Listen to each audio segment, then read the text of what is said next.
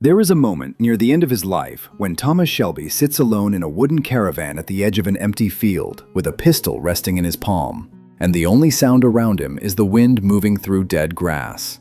He has money, he has power, he has built an empire that stretches from the back alleys of Small Heath all the way to the halls of Westminster.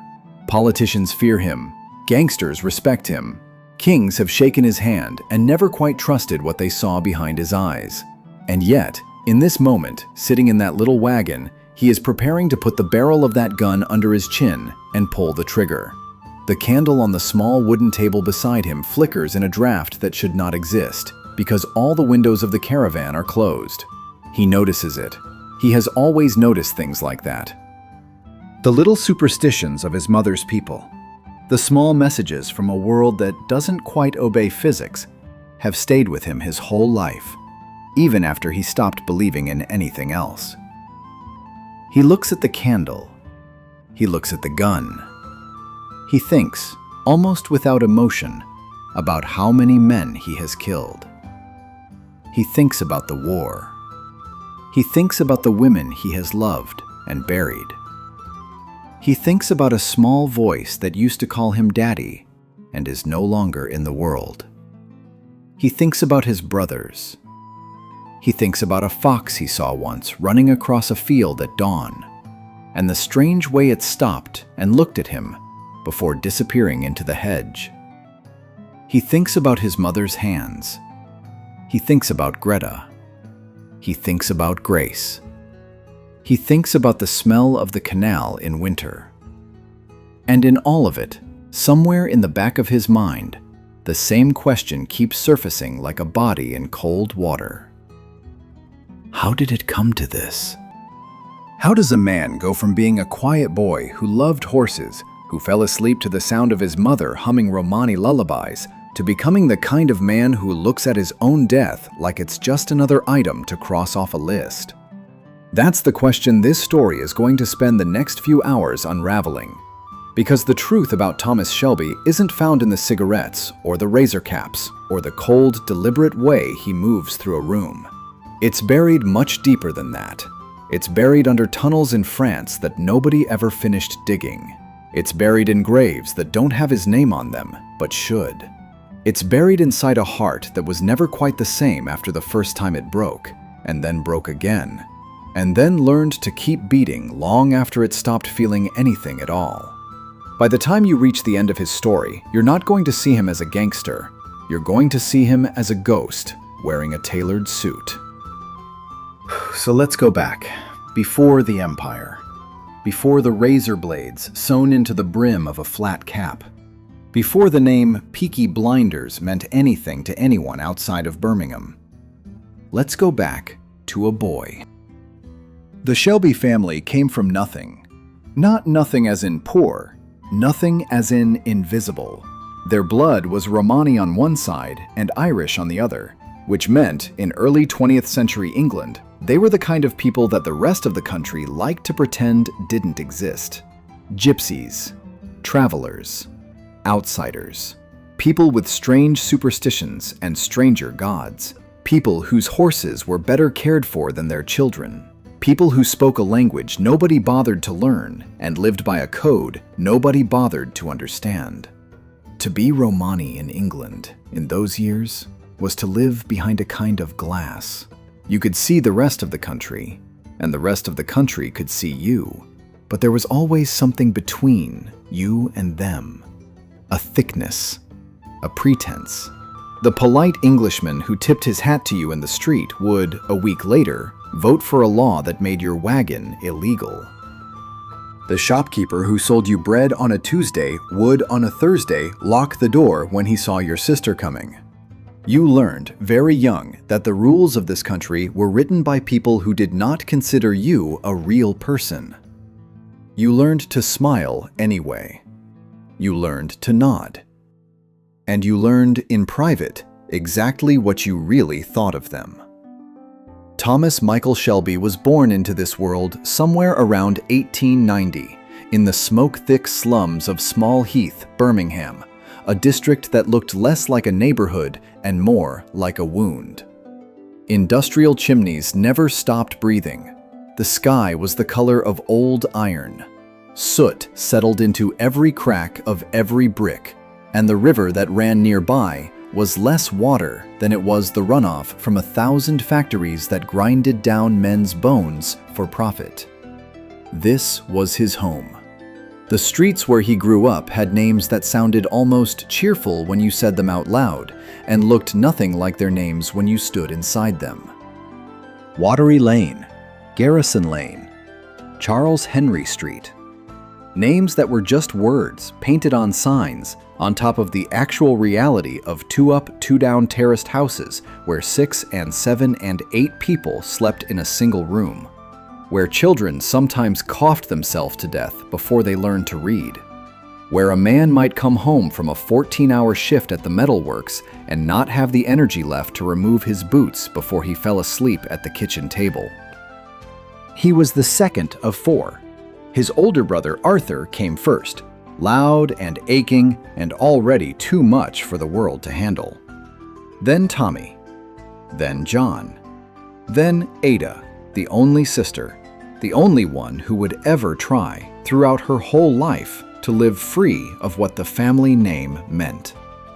And in the middle of it all, holding everything together with hands that trembled from 1,000 things she would never speak of, was their mother. His mother.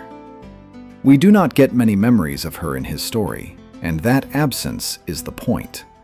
The most important woman in Tommy Shelby's life is a woman he barely got to know. She was Romani. She was beautiful, in the kind of way that becomes legend after a person is gone. She sang. She was kind in ways the world had never been kind back to her. And she suffered. God, did she suffer. From what exactly, the story leaves you to imagine, but you do not have to imagine very hard. A woman like her, in a place like that, married to a man like Arthur Shelby Sr., would have collected sorrow the way the gutters of Small Heath collected rainwater. When Tommy talks about her, in the rare moments he allows himself to talk about her at all, his voice does something different. It softens. The hardness in it, the carved marble edge of it, briefly disappears. He talks about her singing. He talks about how she used to comb his hair with her fingers when he could not sleep. He talks about how she could call birds to her in the garden, the way the gypsies are supposed to be able to do.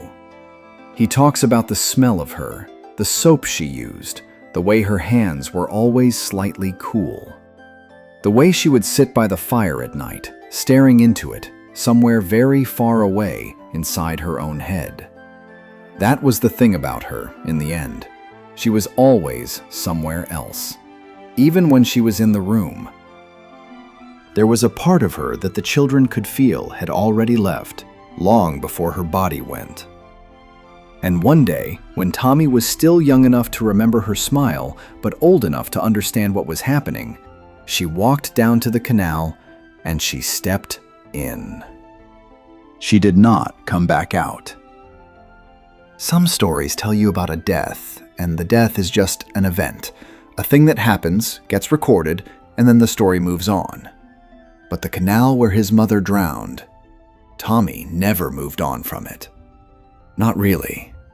You can trace every cold decision he ever made, every empire he ever built, every moment of tenderness he ever refused to give to himself, back to that water.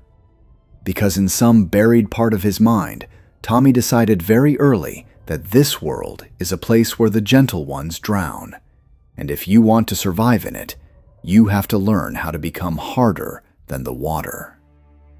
He used to walk past the canal as a child, after, on his way to other places, and he would not look at it. He would walk fast, and he would keep his head down, and he would pretend the water was not there.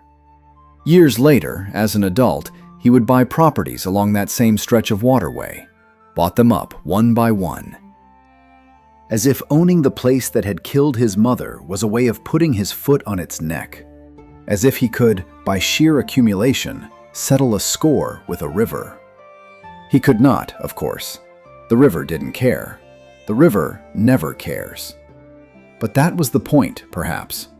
He was already at war with things that did not even know they had an enemy. His father, Arthur Sr., was not the kind of man you wanted holding your inheritance. He was a drunk. He was a liar. He was a con artist who would steal from his own children if it meant another bottle. After the mother died, the man drifted in and out of their lives like a bad smell, sometimes for years at a time. And every time he came back, it was for one reason: money. Or the promise of it. The most accurate way to describe Arthur Sr., perhaps, is to say that he was the kind of father who had taught his sons what kind of father not to be. Whatever instinct Tommy ever had in his adult life about how to raise a boy or a girl was an instinct shaped entirely in the negative. He looked at his own father and he reverse-engineered what a father should be. He did not always succeed at it, but he had at least the absolute clarity of knowing what failure looked like, because failure had been the man who walked out of his life and left him to learn how to feed his own brothers. The only adult who actually held those children together was their aunt, Polly Gray. She was their mother's sister, and where their mother had been gentle, Polly was steel. She had a tongue that could cut down men twice her size, and the kind of dark intelligence that had been forged by a lifetime of being underestimated. She raised those 4 children mostly on her own, and she did not raise them to be saints. She raised them to survive. Polly had her own story, of course, a story that mostly stayed buried for decades. Before the children of her sister became her children, Polly had been a young mother herself, 2 children of her own, both gone, taken by the state. There were specific reasons in specific years: a husband who wasn't around, a series of laws that allowed authorities to remove children from unfit Romani households almost on a whim, and they amounted to one of the deepest, most private wounds a woman could carry. Polly never spoke of it openly. She did not need to. You could see it in her face when she was tired. You could see it in the way she watched over Tommy and his siblings, like a woman who had already lost everything once and would not be losing it again. And in that household, surrounded by all that grief and grit, you start to see the boy that Tommy was becoming. He was clever, almost frighteningly clever. He saw things other people missed. He listened more than he spoke. He noticed the way a man's hands moved when he was lying. He noticed when prices changed at the market and could tell you why. He could break a horse without ever raising his voice. He could read a room before he had finished closing the door behind him. There is a story they tell about him as a child that may or may not be true, but which feels true. A horse at the local stables had thrown 3 men and refused to be ridden. The owner was about to have it put down. Tommy, maybe 9 or 10 years old, asked if he could try. The men laughed. They led him into the stall to humiliate him. He did not get on the horse. He stood next to it for an hour, maybe more. He did not move. He did not speak. He just stood there, very still, looking at the animal. And the animal, the same one that had been kicking and bucking all morning, slowly lowered its head and pressed its forehead against the boy's chest. He led it out of the stall by the reins. The men in the yard did not know what they were looking at. He had figured out, even then, that everything that breathes is afraid of something. And that if you can find the thing it is afraid of and become quieter than that thing, you can have anything you want from it. It was a skill that would serve him for the rest of his life, applied to men instead of horses. But beneath all of that calculation, there was still, for a little while longer, a softness. He loved his sister. He looked up to Arthur in the desperate way younger brothers do, the way that makes them quietly furious when the older brother lets them down. He carried John around on his shoulders. He laughed. He smiled, the kind of smile that involved his entire face, not just the corners of his mouth. And there was one thing in particular that he loved. One thing in this whole grim world of smokestacks and shouting men that made him feel like himself. He loved a girl named Greta.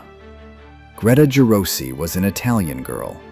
Her family kept a small business not far from the Shelbys, and somewhere in the chaos of Tommy's teenage years, the two of them found each other. The story doesn't spend a lot of time on her, and that economy is deliberate. Because Greta is one of those people whose importance to the story is the fact that she is gone. She is a glimpse of a different life Tommy could have lived, in a different version of himself that the world did not let him keep. They talked about a future. They talked about leaving. They talked about being respectable, being ordinary, being a family that didn't live behind closed curtains and didn't flinch when there was a knock at the door. He was going to marry her. He told her so, and she believed him. They had plans, small ones, the kind that matter. They were going to have a house, not in Birmingham, somewhere where the air did not taste of metal. They were going to have children. Tommy was going to work with horses. Greta was going to teach. He was going to leave the family business. Even at that age, he could see what it was on its way to becoming, and he wanted no part of it. They were going to get out together. In some ways, those quiet evenings with Greta in a back room of her parents' house were the only chapter of his life where Tommy Shelby ever genuinely believed in a future for himself that did not involve killing someone. He used to bring her flowers, cheap ones, the only kind he could afford, picked from the side of the road on his way over. She would laugh and pretend they were the finest bouquet she had ever seen, and put them in a chipped vase by her bedside. He would sit on the floor by her bed, and she would read him things, poetry mostly, things she had borrowed from a library and was not strictly supposed to have. And he would listen in the dark and feel for the first time in his life that he was not living in a place where everyone was about to drown. And then she got sick. She had tuberculosis, the white plague, the thing that killed without mercy in those years, especially in places like Birmingham, where the air itself was a slow poison. He sat with her as she faded. He held her hand, and he watched the light leave her. And when she was gone, he was still in his 20s, and he had already lost the two women who had shaped his entire understanding of love. His mother to water, Greta to disease. You can almost see the moment in his life where something quietly shut. Not loudly, not with a slam, just a soft click somewhere deep inside, like a door deciding it was no longer going to open. He buried her. He stood at her graveside. He did not weep, not at the funeral, not in front of her parents, not in front of the priest. He waited until later. He walked home through the back alleys. He went into a workshop where there was no one else around. And there, in the dark, with his face pressed into his own forearm to muffle the sound, the man you are going to spend the next 20 years watching cut through the world like a knife. He sobbed like a child. Once, quietly. And then he made himself stop. He did not let himself cry again for a very, very long time. In the weeks that followed her death, before the world that he had not yet noticed beginning to slide toward war finished sliding, Tommy did something he would barely remember. A Romani caravan came through the outskirts of Birmingham. He went out to see the horses the way he had always gone out to see horses when he needed to be away from people. He stayed for the night. There was a woman there. Her name was Zelda. She had dark eyes, and she did not ask him to speak. And that, in those days, was the kindest thing anyone could give him. They were together for a single evening, maybe two. The next morning, the caravan moved on.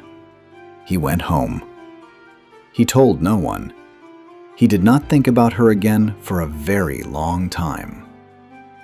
He had no way of knowing, that night in the back of a stranger's wagon, that he had already planted a son into the world. A boy he would not meet for almost a quarter of a century. A boy who would, in the very last days of his life, become the only person left who could give him peace. But that is the kind of detail that the universe keeps in a drawer for later. For now, it was just a stranger's wagon, and a few hours of being touched by hands that did not know who he was, and a chance to feel, for one night, like a person instead of a wound. And not long after that, the world burned itself down. In the summer of 1914, men in distant rooms made decisions, and those decisions reached down into the slums of Small Heath like a hand pulling weeds out of a garden. Britain went to war, and in a country desperate for bodies to throw at the front, the call went out for volunteers. Arthur went. John went. Tommy went. They walked into a recruiting office, 3 brothers from a gypsy family, and they signed papers they barely had time to read. Then they were given uniforms. Then they were given rifles. Then they were put on trains. And the brothers Shelby, the ones who had never been more than a few streets from each other their whole lives, found themselves crossing the channel into a country called France. There is a thing worth saying about why they went. Patriotism didn't do it, not really. The Crown had never been kind to families like theirs. The country whose flag they were now wearing on their shoulders had spent the previous century passing laws to make their existence harder. The army recruiters did not have to do much convincing. Birmingham had factories that ate fingers. Birmingham had streets where a wrong glance got you stabbed. Tommy had buried Greta a little while before. There was nothing in the city for him. The war, in the eyes of a young man already half dead inside, looked almost like a vacation, a way out. A landscape painted in someone else's blood, where you got fed and clothed and told what to do, and where you did not have to think about the canal in the back of your mind every time you crossed a bridge. Now here is where his story does something strange. Because the part of Tommy Shelby that the world is going to spend the next 20 years fearing, the cold one, the dead-eyed one, the one who can shoot a man in the head over breakfast and then ask the waitress for more toast, that part of him was not born in Birmingham. That part of him was born in the dark. Underground. The Shelby brothers were not sent into the war you've probably imagined. They were not the men who went over the top into the machine guns. They were not the boys in the muddy trenches getting shelled by artillery. Well, they were that too, sometimes. But what made them special, what made them useful, what got them noticed by officers who normally would have spit on a Romani name, was a different skill set entirely. They were sent into the tunnels. The First World War, beneath all its famous trenches and barbed wire, was also fought underneath the earth. Both sides dug tunnels. The British would dig toward the German lines, sometimes for months, in absolute silence, in cramped little earthen worms that ran beneath no man's land. They would place enormous quantities of explosives at the end of the tunnel, directly below an enemy position. And then they would set them off, and entire chunks of the German defenses would simply cease to exist. Men, trenches, the ground itself, just gone. Tommy Shelby and his brothers were tunnelers. This meant that they spent the war in conditions that you cannot really describe in a way that does them justice. They worked underground, sometimes for days, lit only by candles and small electric lamps. The air was thick and bad. The earth dripped. Rats moved through the tunnels in the dark, and you could hear them but rarely see them. And every single second of every single shift, you were waiting for one of two things to happen. The first thing was a cave-in. The earth above you was held up by little wooden beams and prayers. And if the wrong shell landed on the wrong patch of ground, you were buried alive. Tons of dirt collapsing on top of you in the dark. Sometimes your friends could dig you out. Sometimes they couldn't. Sometimes they could only listen to you scream until the screaming stopped. The second thing, somehow worse, was hearing the Germans. Because the Germans were doing the same thing. They were digging too. And down in the silence of those tunnels, with your ear pressed against the wall, you could sometimes hear them. Scraping, tapping. Voices on the other side of the earth, speaking a language you didn't understand, moving closer. They were trying to dig under you, to blow you up, the same way you were trying to dig under them. Imagine being 20-something years old. Imagine spending an entire shift, hours upon hours, listening for the sound of men in the dirt around you. Imagine knowing that any moment, with no warning, the earth itself could roar and you would be torn apart from beneath. Imagine doing that, day after day, for years. There are stories. Things Tommy did not talk about for the rest of his life, but which leak out in pieces, in lines he says when he is drunk, in glances he gives men who were down there with him, friends he had who were sealed in by collapses, men who took hours to die, banging on the earth with their fists from the inside, friends who lost their minds in the dark and had to be carried out screaming, the one or two who simply lay down in the tunnel and refused to keep working, who closed their eyes and waited for whatever was going to happen next because they had decided they could not stand another hour of it. There was a particular man named Danny, called Danny Whizbang by the other men, who Tommy fought beside down there. Danny was one of the ones whose mind did not survive the experience intact. Danny came back to Birmingham after the war with the shells still going off in his head. He would wander the streets thinking the Germans were coming. He would scream in his sleep. He was a gentle soul in the breaks between his episodes, and he was one of the first true responsibilities Tommy felt to his men in those early post-war years. The responsibility of looking after the ones who had gone with him into hell and come back not entirely with their souls intact. There were other men too, other tunnelers, other names. A small company of working-class boys, miners by trade in their civilian lives, who became Tommy's second family during those years, and whose ranks were terribly thinned by the time the armistice was signed. They came from Birmingham, from Wales, from the north, places where men knew how to dig because their grandfathers had been digging since the Industrial Revolution started. Tommy commanded them, or rather, he was the one they looked at when they needed someone to look at. He had a way, even then, of being calm when nothing else was calm. He had a way of telling another man to keep digging in a voice so steady that the man did, without being able to explain why. He kept them alive longer than he had any right to. That is, perhaps, his secret pride, the number of his men who came home. Not all of them, not nearly all of them, but more than the average, more than the men under other officers. He did not think of himself as a hero, ever. But there were widows in Birmingham after the war who looked at Tommy in the street with a strange softness in their eyes because their husbands had not come home, and they knew that the reason their husbands had gotten as far as they did was because of him. He carried that. He carried it without saying anything. The weight of every man who had not made it. The faces, the names.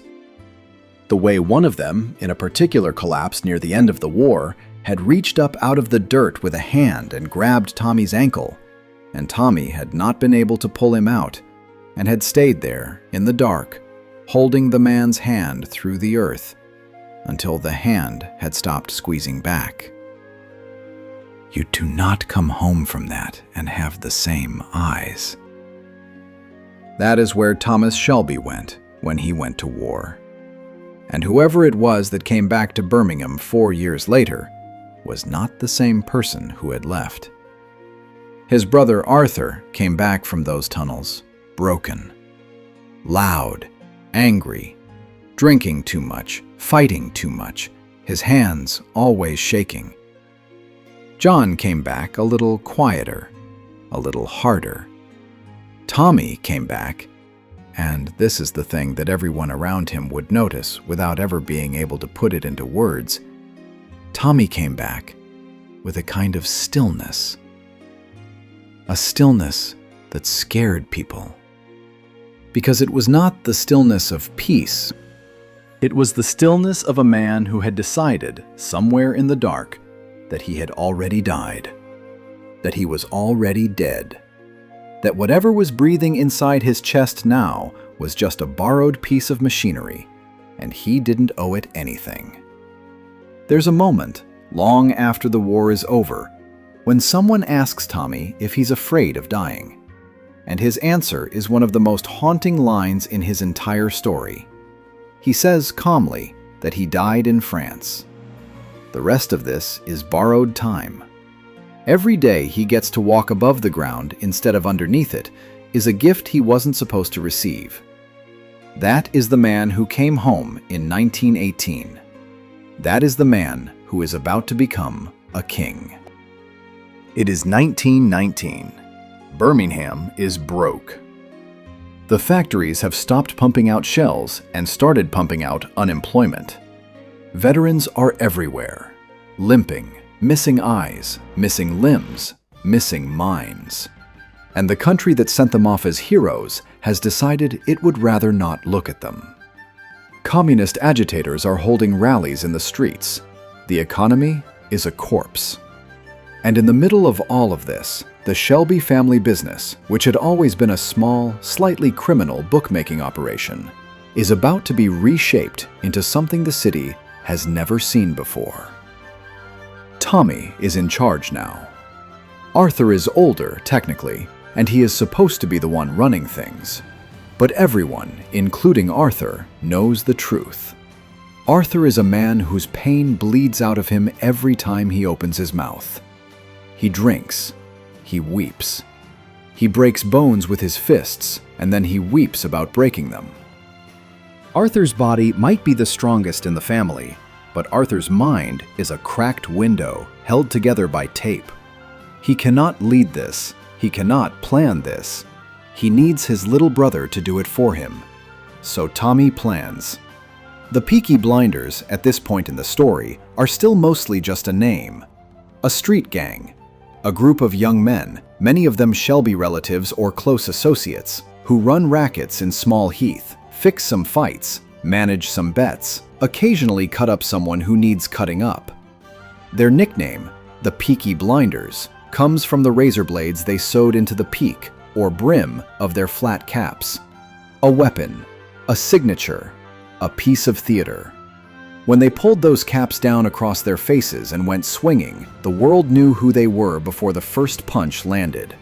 But what Tommy looks at, when he looks at this little gang, is not what it is. He looks at what it could be. He sees the racetracks. He sees the bookmaking. He sees the way money moves between cities. He sees the cracks in the system, the places where the law gets soft, and the gangs of older men, the Sabini boys in London, the Lee family, the Billy Kimber operation in the Midlands. These older, established powers have grown comfortable. Too comfortable. They have stopped looking down. They have stopped noticing the boys from the slums who came back from the war with the eyes of dead men. This is going to be their mistake.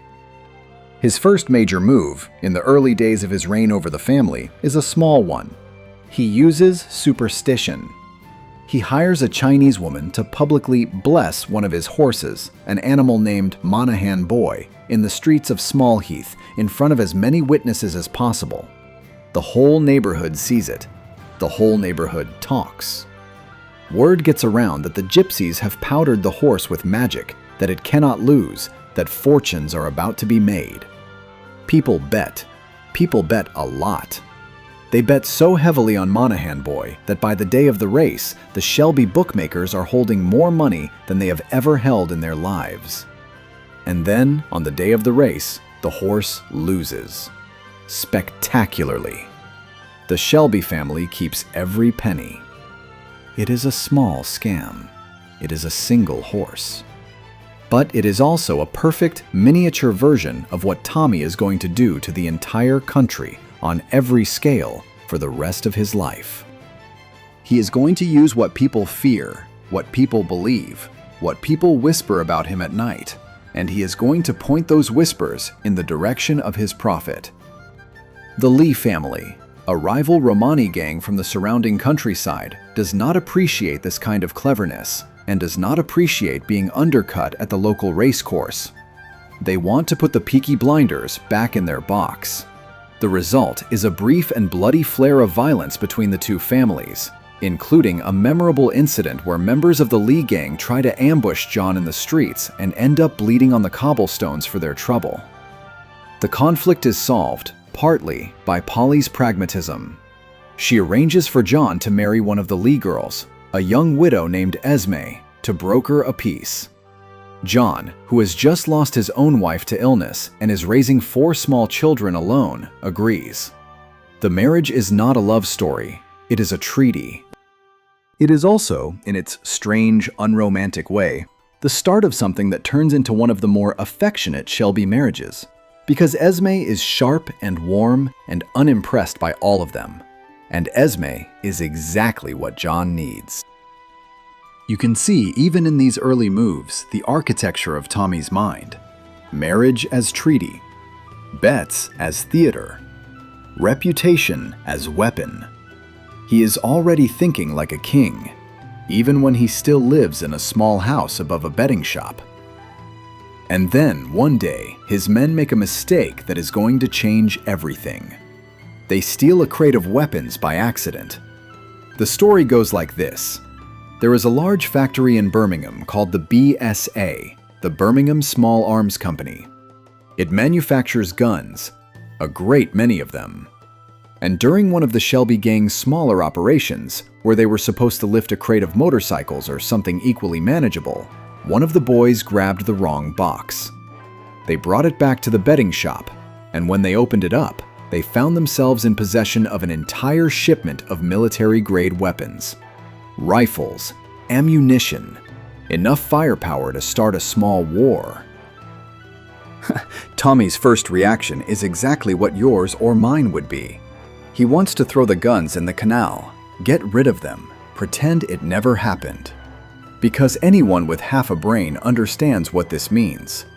Those guns weren't just stolen merchandise. Those guns were on a manifest somewhere, going somewhere important. The British government is going to come looking for them. And when the British government comes looking for missing military weapons, it does not send a postman. It sends a man like Inspector Chester Campbell.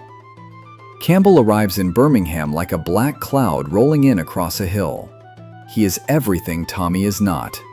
He is older, he is bigger, he is righteous, he is religious, in the cold Northern Irish Protestant kind of way that mistakes cruelty for faith. He has been handpicked by Winston Churchill himself, because Churchill, even at this stage in his career, is not a man you want personally invested in your destruction. Campbell sets up shop in Birmingham. He starts arresting people, beating people, asking questions in the way you ask questions when you don't actually care whether the person can answer. He has the police force on his side, and he uses them brutally. His men kick down doors at midnight. They drag fathers out of their beds in front of their children. They hold meetings in the public square where they line up known associates of the Peaky Blinders and beat them with truncheons until somebody talks. Nobody talks. That is the strange and important fact. The whole of Smallheath, for all its poverty and all its desperation, will not give up the Shelbys. Because Tommy has done something subtle over the years since he came home from the war that Campbell does not understand. Tommy has been quietly paying the rent of widows, quietly buying coal for old women, quietly making sure that the children of dead tunnelers have shoes on their feet. The Shelby family is not just feared in Smallheath. The Shelby family is, in the strangest and most twisted sense of the word, loved. Campbell does not understand this. He looks at the slums of Birmingham and he sees savages. He cannot grasp that those savages have their own loyalties, their own hierarchy, their own emotional logic.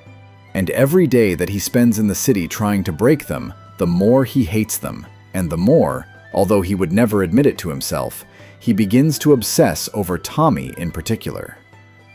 His mission is to find the guns, and he has been told very specifically that this Romani family, this gang of brothers in cheap suits with razor blades in their caps, is responsible. What Tommy is about to learn is that Campbell is not just an inspector. He is going to become something more personal than that. He is going to become the first great adversary of Thomas Shelby's adult life. A mirror. A father figure twisted into the wrong shape. A man who, in some unspoken way, sees in Tommy the same darkness he sees in himself, and hates him for it.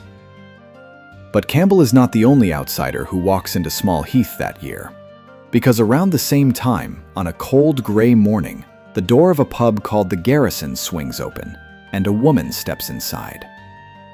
She is blonde. She is poised. She is wearing a coat that doesn't belong in this neighborhood. She looks like someone who got off the wrong train and into the wrong borough. And the publican, an old man named Harry, takes one look at her and starts trying to send her right back out the door for her own safety. Women like her do not walk into pubs like this. Not unless they are lost. Not unless they are very, very stupid. But she is not lost, and she is not stupid. She is asking for a job. Her name, she says, is Grace Burgess. She tells Harry that she has come down from the country, that she has fallen on hard times, that she has a voice, and she does, an absolutely beautiful one, and that she would be happy to sing for the customers if it would help her keep the position. Harry, against his better judgment, takes her on. And so, into the life of Thomas Shelby, the second great love of his story, walks. He doesn't know it yet. She doesn't know it yet. The two of them haven't even spoken. But that woman is going to become the central wound of his entire emotional life. And the strange thing, the awful, almost cosmic joke of it, is that the very thing that draws them together is the same thing that is going to break them apart. Because Grace Burgess is not who she says she is. Grace Burgess is a spy. She is working for Inspector Campbell. She has been sent into Small Heath, into the Garrison, into the orbit of the Shelby family, with one specific mission. Get close to Tommy Shelby, find the missing guns, and report everything back to the man trying to destroy him. There is a backstory to her that the show gives you slowly. Grace is Irish, from a Protestant Anglo-Irish family that lost most of its men to political violence. Her father was killed by Republicans when she was very young. Campbell knew her father. Campbell, in his cold and stunted way, has been a kind of distorted father figure to her for years. He brought her into the work. He trained her. He pointed her at this assignment because he trusted her, and because he believed that a woman of her sort, refined, beautiful, almost innocent in her self-presentation, would be the one thing the Shelbys could not see coming. He was right. And the most devastating piece of this, the piece that the story unfolds slowly, almost cruelly, is that when she falls for him, it isn't a trick. She really falls for him. And when he falls for her, he doesn't know what she is. He doesn't know that every smile she gives him is being weighed and measured. He just knows that, for the first time since Greta died in his arms, his heart is beating again. You can imagine what that does to a man who had already decided he was dead. Their first interactions are slow. He notices her. She notices that he notices her. He starts to come into the Garrison more often than he used to. She sings, and he sits at his table in the back of the room, and his face, the face that has not really shown an honest emotion since the tunnels, softens in a way that his brothers haven't seen in years. Polly notices. Polly always notices everything. And Polly does not like it. Polly cannot say why, but she has a witch's instinct for danger, and something about this blonde girl makes her wary. There is a beautiful and quietly devastating scene early in their relationship where he asks her to dance. They are alone in the pub. The lamps are low. There is no music. She sings, softly, an old Irish song, and they move together in slow circles around the floor, and you can see in his face what he is letting himself imagine. He is letting himself imagine that this is his life, that this could be his life, that at the end of this dance, instead of going back out into the streets to count the bodies he has stacked up, he could go upstairs with her and lie down and sleep without waking up in a sweat. It is one of the most quietly tender moments in all of his story. It is built entirely on a lie. Meanwhile, all around this small, fragile, almost romance, the war that Tommy did not finish in France is starting up again on his own streets. There is Billy Kimber, the racetrack baron, who controls the betting at every major racecourse in the country. The Peaky Blinders need access to those tracks. They cannot grow without them. And Kimber is not going to give them anything for free. There is Darby Sabini, an Italian Jewish gangster in London who runs the southern rackets like a small empire. He doesn't even know who Tommy Shelby is yet. That is about to change. There is the IRA, who are quietly furious about the missing British guns because they had been negotiating to buy a shipment for their own war back home, and Tommy now has weapons that should have been theirs. There are the communists, the unions, the police, the British government, and somewhere in the middle of all of it, Inspector Campbell, slowly drawing his net tighter and tighter, with grace as the silken thread he is using to bind it all together. And then there is the family itself, which is a war of its own kind. Arthur, whose pain is bleeding all over the operation. John, who has just lost his wife to illness and is being pushed into an arranged marriage with a Lee family girl to broker a truce. Ada, the youngest sister, who has secretly fallen in love with a communist named Freddie Thorne, a friend of Tommy's from the war, and who knows that the moment Tommy finds out about the relationship, blood is going to spill. There is also Danny Whizbang, the shell-shocked tunneler, the man Tommy fought beside in France. Danny, in this period, has a particularly bad episode. He attacks an Italian family in Smallheath in the grip of a flashback. He kills the patriarch. He does not remember it. The Italian community in Birmingham demands justice. What Tommy does next is one of the colder, stranger acts of mercy in the entire series. He pretends to execute Danny. He stages it. He takes him to a yard in front of the angry Italians and shoots him in the head with a gun loaded with a blank. The blood is a goat's. The body is bundled away in a sack. The Italians are satisfied. They believe their patriarch has been avenged. In reality, Danny is alive. Tommy ships him quietly down to London, where Danny can have a fresh start. The two of them shake hands in the dark, and Tommy presses a wad of money into Danny's palm and tells him to go and live. To go and find something soft. Don't come back. Don't look back. Don't make me regret it. It is the kind of mercy that exists only inside men who have seen too much. Mercy as engineering. Mercy as misdirection. Mercy that does not announce itself, that protects the merciful man as much as the saved one. Danny will, later in the story, come back into Tommy's life one more time. He will, in fact, die for Tommy in the end. But that is a story for later. For now, all you need to understand is that even in the depths of his coldness, even in the depths of his calculation, there were still small acts of decency in Tommy Shelby that the rest of the world rarely saw, and that the people who got to see them, the few, would carry those moments like coins in their pockets for the rest of their lives. It all comes apart over a single day.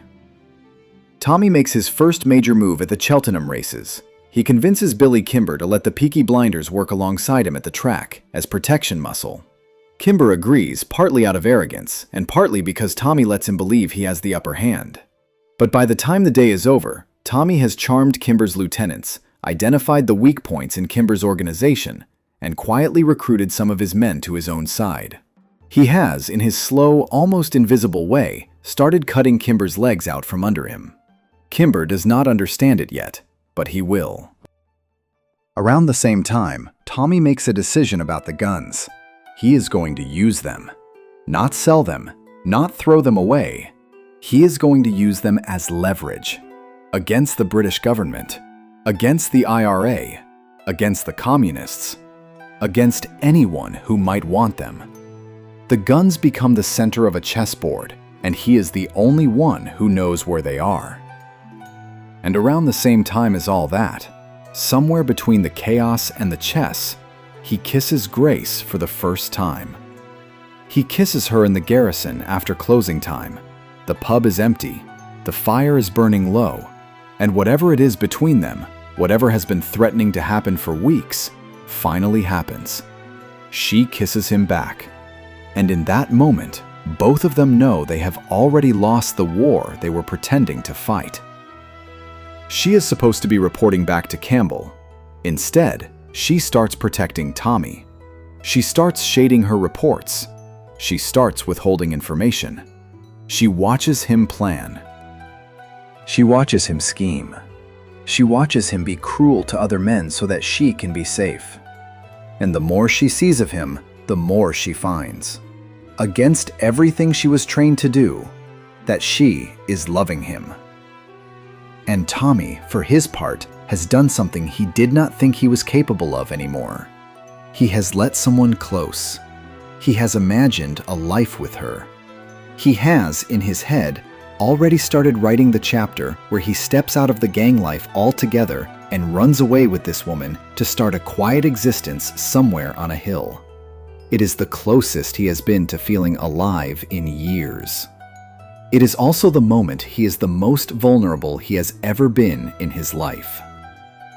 Then it all comes crashing down. The first crack appears with Ada. Her relationship with Freddie Thorne, the communist, finally breaks into the open. She is pregnant. They get married in secret. Tommy is furious, not because he hates Freddie personally, although the politics certainly don't help, but because the moment a Shelby gets married to a known communist agitator, the entire family becomes a target for state surveillance. Campbell is going to come for them. The press is going to come for them. The other gangs are going to use it as an excuse. He has a screaming argument with Freddie. He almost has Freddie killed. There is a scene that haunts the early part of his story. Tommy and Freddie in a back room, two men who fought side by side in France. Two men who once carried each other through a collapsed tunnel, now standing on opposite sides of a small wooden table with their hands on their guns.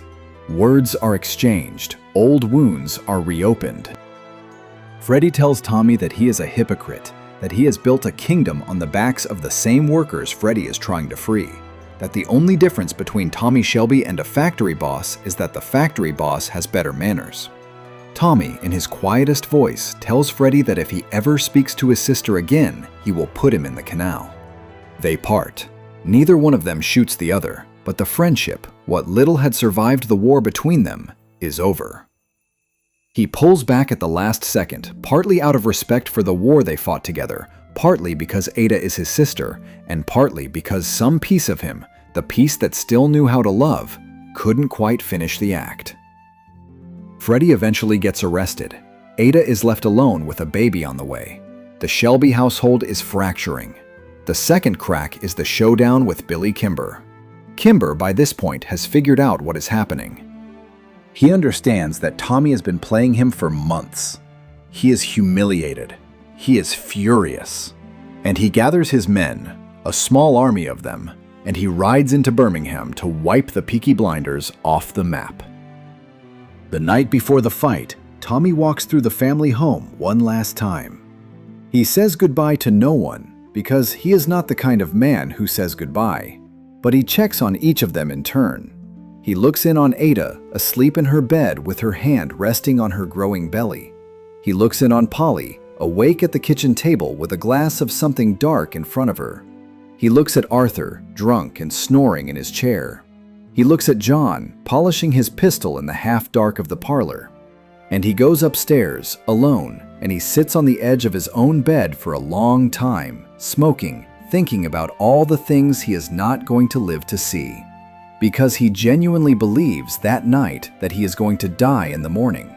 It is the closest thing to a peaceful feeling he has had in years. There is a confrontation in a field outside the city. The two sides face each other. Words are exchanged. Tommy, calm in the face of the man who is about to try to kill him, makes his offer. Kimber refuses. And then there is gunfire. The Shelby brothers and their men cut Kimber's men apart. Arthur, finally given a task he understands, is a force of nature. John is steady, and in the middle of the chaos, Tommy looks across the field, makes eye contact with Billy Kimber, and shoots him dead. It is one of the cleanest moments of victory he is ever going to have. It is also the moment that, in any other story, the credits would roll. But this is not any other story. This is the story of Thomas Shelby. And just as he is celebrating his first true triumph, the third crack opens up beneath him. He finds out about Grace.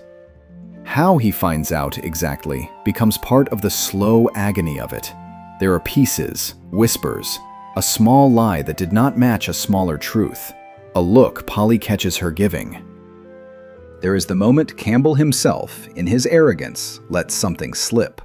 A detail about Tommy's movements that only Grace would have known, dropped during a conversation that was meant to be a threat. There is Polly, finally, sitting Tommy down and saying out loud what she has been trying to say for months without quite knowing how. There is the slow assembling in Tommy's mind of an architecture that he had refused to see because seeing it would mean losing the only thing that had made him feel human in years. And eventually, Tommy puts it together. He realizes that the woman he has been planning to escape with, the woman he has trusted, the woman he has imagined a future with, has been an agent of his enemy from the very first day she walked into his pub. The moment he confronts her is one of the most quietly devastating in his entire life. He does not scream. He does not strike her. He does not throw her out into the street. He just looks at her. He sits her down. He pours himself a drink. He pours her one too. And then, in the same calm voice he uses to do business, he begins to list, in order, every single lie she has told him. He has remembered them all. Every one.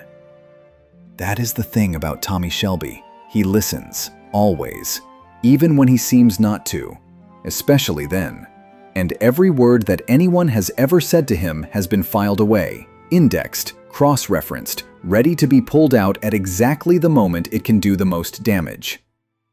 Grace, sitting across from him, watching him recite her own lies back to her in chronological order, understands for the first time what it means to be on the wrong side of his attention.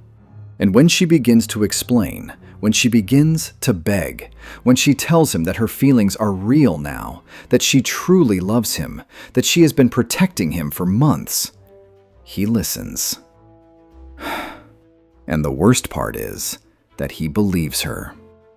He believes her, and it doesn't matter, because the part of Tommy Shelby that was killed in France is back in charge now. The part that decides what is rational, the part that does the math. And the math says that even if Grace loves him, the world is too big and too dangerous for him to risk his family on a woman who began as a spy. He gives her a choice. Run. Go away. Start a new life. Maybe one day, maybe in years, he can come and find her.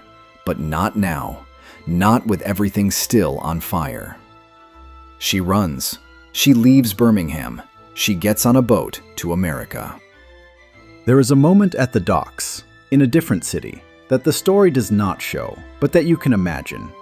Grace, alone, with a single suitcase, watching the gangway being pulled up, a handkerchief in her hand, the smell of salt and oil, the horn of the steamer, and the feeling in her chest that the version of herself she had become in Birmingham, the woman who sang in a pub and fell in love with a gangster and almost got away with starting a new life, is being left on the dock with everything else she will never own. And Tommy is alone again. Not the same kind of alone as before, a worse kind, because now he has felt what it would be like not to be alone, and he has chosen, with both hands, to give it back. He goes back to the garrison after she leaves. He sits at the bar. He drinks.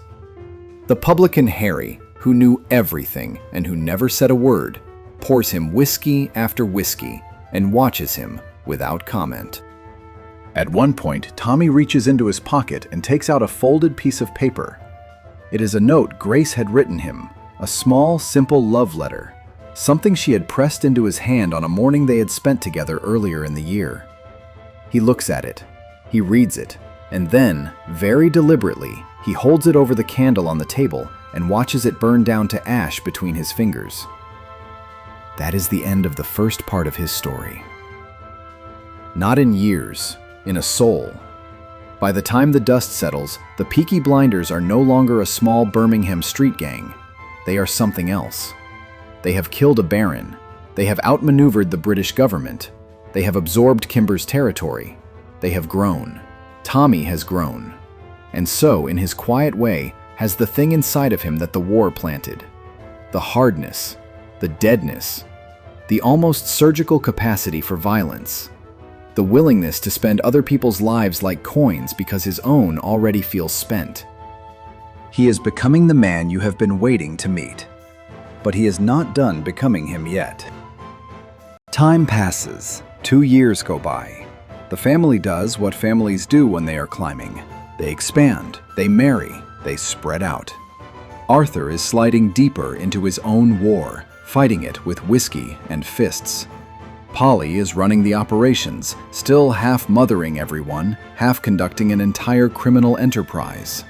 John has had more children, married a Lee girl named Esme, and is starting to feel his place in the family business more firmly. Ada has been quietly mourning Freddie, who died of tuberculosis while in prison, and has moved to the south, trying to live a respectable life with their child Carl. Tommy himself has changed. He has more money than he has ever had. He owns property, he owns horses, he has a country house outside the city. He has begun, with extraordinary care, to leverage his criminal operation into legitimate business. A betting shop becomes a betting empire. A small chain of trucks becomes an import-export operation. He buys interests in factories. He buys interests in newspapers. He starts, very quietly, to cultivate relationships with politicians. If you saw him on the street, you would not know who he was. He moves like a businessman. He dresses like one. He speaks like one when he chooses to. He has learned, with the same intelligence that built his criminal operation, how to disguise himself inside a suit. But the moment he opens his mouth, really opens it, the boy from Small Heath is still in there. The voice with the slight rasp, the accent that gives him away, the eyes that have seen too much, and the silence, that strange, unsettling silence that he carries with him wherever he goes. The second great chapter of his life begins when London comes for him, or rather, when he goes for London. The Peaky Blinders have grown so large that Birmingham can no longer contain them. Tommy wants to expand into the south. He wants pieces of the racetracks down there. He wants to muscle in on the bookmaking that controls the bigger venues. He wants legitimacy, the kind that you can only get if you have your fingers in the pies of the capital. The problem is that London is already taken. It is divided between two powers. There is Darby Sabini, the Italian Jewish king of the West End, who runs his rackets out of grand restaurants and quiet back rooms, surrounded by suited bodyguards with smooth shoes and switchblades. He is rich, he is connected, he is feared. And he has no interest in some gypsy boys from up north taking even an inch of what he has built. And there is Alfie Solomons. Now, Alfie Solomons is one of those characters in Tommy's story whose first appearance hits you sideways. You expect another gangster. What you get is something stranger. Alfie runs a Jewish gang out of Camden. He owns a bakery, which is really just a front for a distillery, which is really just a front for something more elaborate. He is bearded. He is rumpled. He carries a cane and a Bible and a pistol, and you are never quite sure in what order. He talks. He talks endlessly. He gives long, looping theological monologues that sound at first like the ramblings of an unhinged man and reveal themselves slowly to be the careful misdirections of one of the most dangerous minds in the British Isles. The first time Tommy meets him, he is led down through the bakery, through rooms that smell of yeast and rum and something faintly sulphurous, past men in white aprons who are not really bakers, until he reaches a small office in the back where a heavy, sleepy-eyed man rises from behind a desk and greets him as if they were old friends. Alfie speaks in elaborate sentences. He invokes God. He invokes commerce.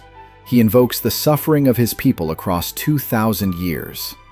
He pours Tommy a glass of something that tastes like petrol, smiles, and asks how he can be of service to a man as obviously talented as Mr. Shelby. Tommy, who has met all kinds of dangerous men in his life, recognizes immediately that he has met a different species. Alfie does not act like a gangster. He acts like a prophet who happens to traffic in rum and rifles. And the thing about prophets Tommy understands instantly is that they tell themselves a story so elaborate that ordinary lies bounce off them. You cannot trick a man like Alfie. You can only work with him, against him, around him, and pray that at any given moment he is in a mood to consider you part of his particular theology. Tommy and Alfie are going to spend the next several years of their lives circling each other, negotiating, betraying, working together, working against, trading rum and blood and information. Of all the rivals Tommy ever has, Alfie is the one who comes closest to being his equal, maybe his superior. He is certainly the one Tommy respects most. There is, beneath the bluster of every meeting between them, a strange kind of brotherhood. Neither one will ever admit it. But two men who have been forced by accident of birth to live outside the polite English world tend to recognize each other across a room. They tend, in their own twisted ways, to look out for each other, even while they are pointing guns at each other. But that comes later. First, Tommy needs to get into London at all. He arranges a meeting with Sabini. Sabini insults him. Sabini's men slash him across the cheek with a razor. Sabini gloats, makes a long speech about how Birmingham animals do not come into London houses uninvited. And Tommy, bleeding, bruised, hand to his face, listens calmly, says almost nothing, walks out. That walk out of Sabini's restaurant, with blood running down his cheek and his coat ruined and the eyes of every patron on him, is one of the most important moments in Tommy's career. Because most men, in that moment, would have come back the next day with 100 guns and tried to burn the place down. Most men would have committed themselves to a frontal war that they could not win. Tommy does not do that. Tommy goes back to his hotel. He stitches up his own face in the bathroom mirror, and he begins to plan a campaign that will, over the next 18 months, dismantle Sabini's entire operation piece by piece, with Sabini himself unable to figure out, until it is far too late, where the bleeding is coming from. And then he begins, in his slow and patient way, to take Sabini apart. He goes to Alfie. He proposes an alliance. Alfie, who has reasons of his own to want Sabini diminished, old religious feuds, old territorial scars, a particular grudge involving a cousin and a knife and a long memory, agrees. They begin working together. They begin stealing Sabini's clients, undercutting his prices, picking off his lower-level enforcers in the kind of quiet, deliberate violence that doesn't make the papers, but ripples through the underworld like a wave. Tommy has learned something since the days of Billy Kimber. He has learned not to win in a single dramatic gunfight.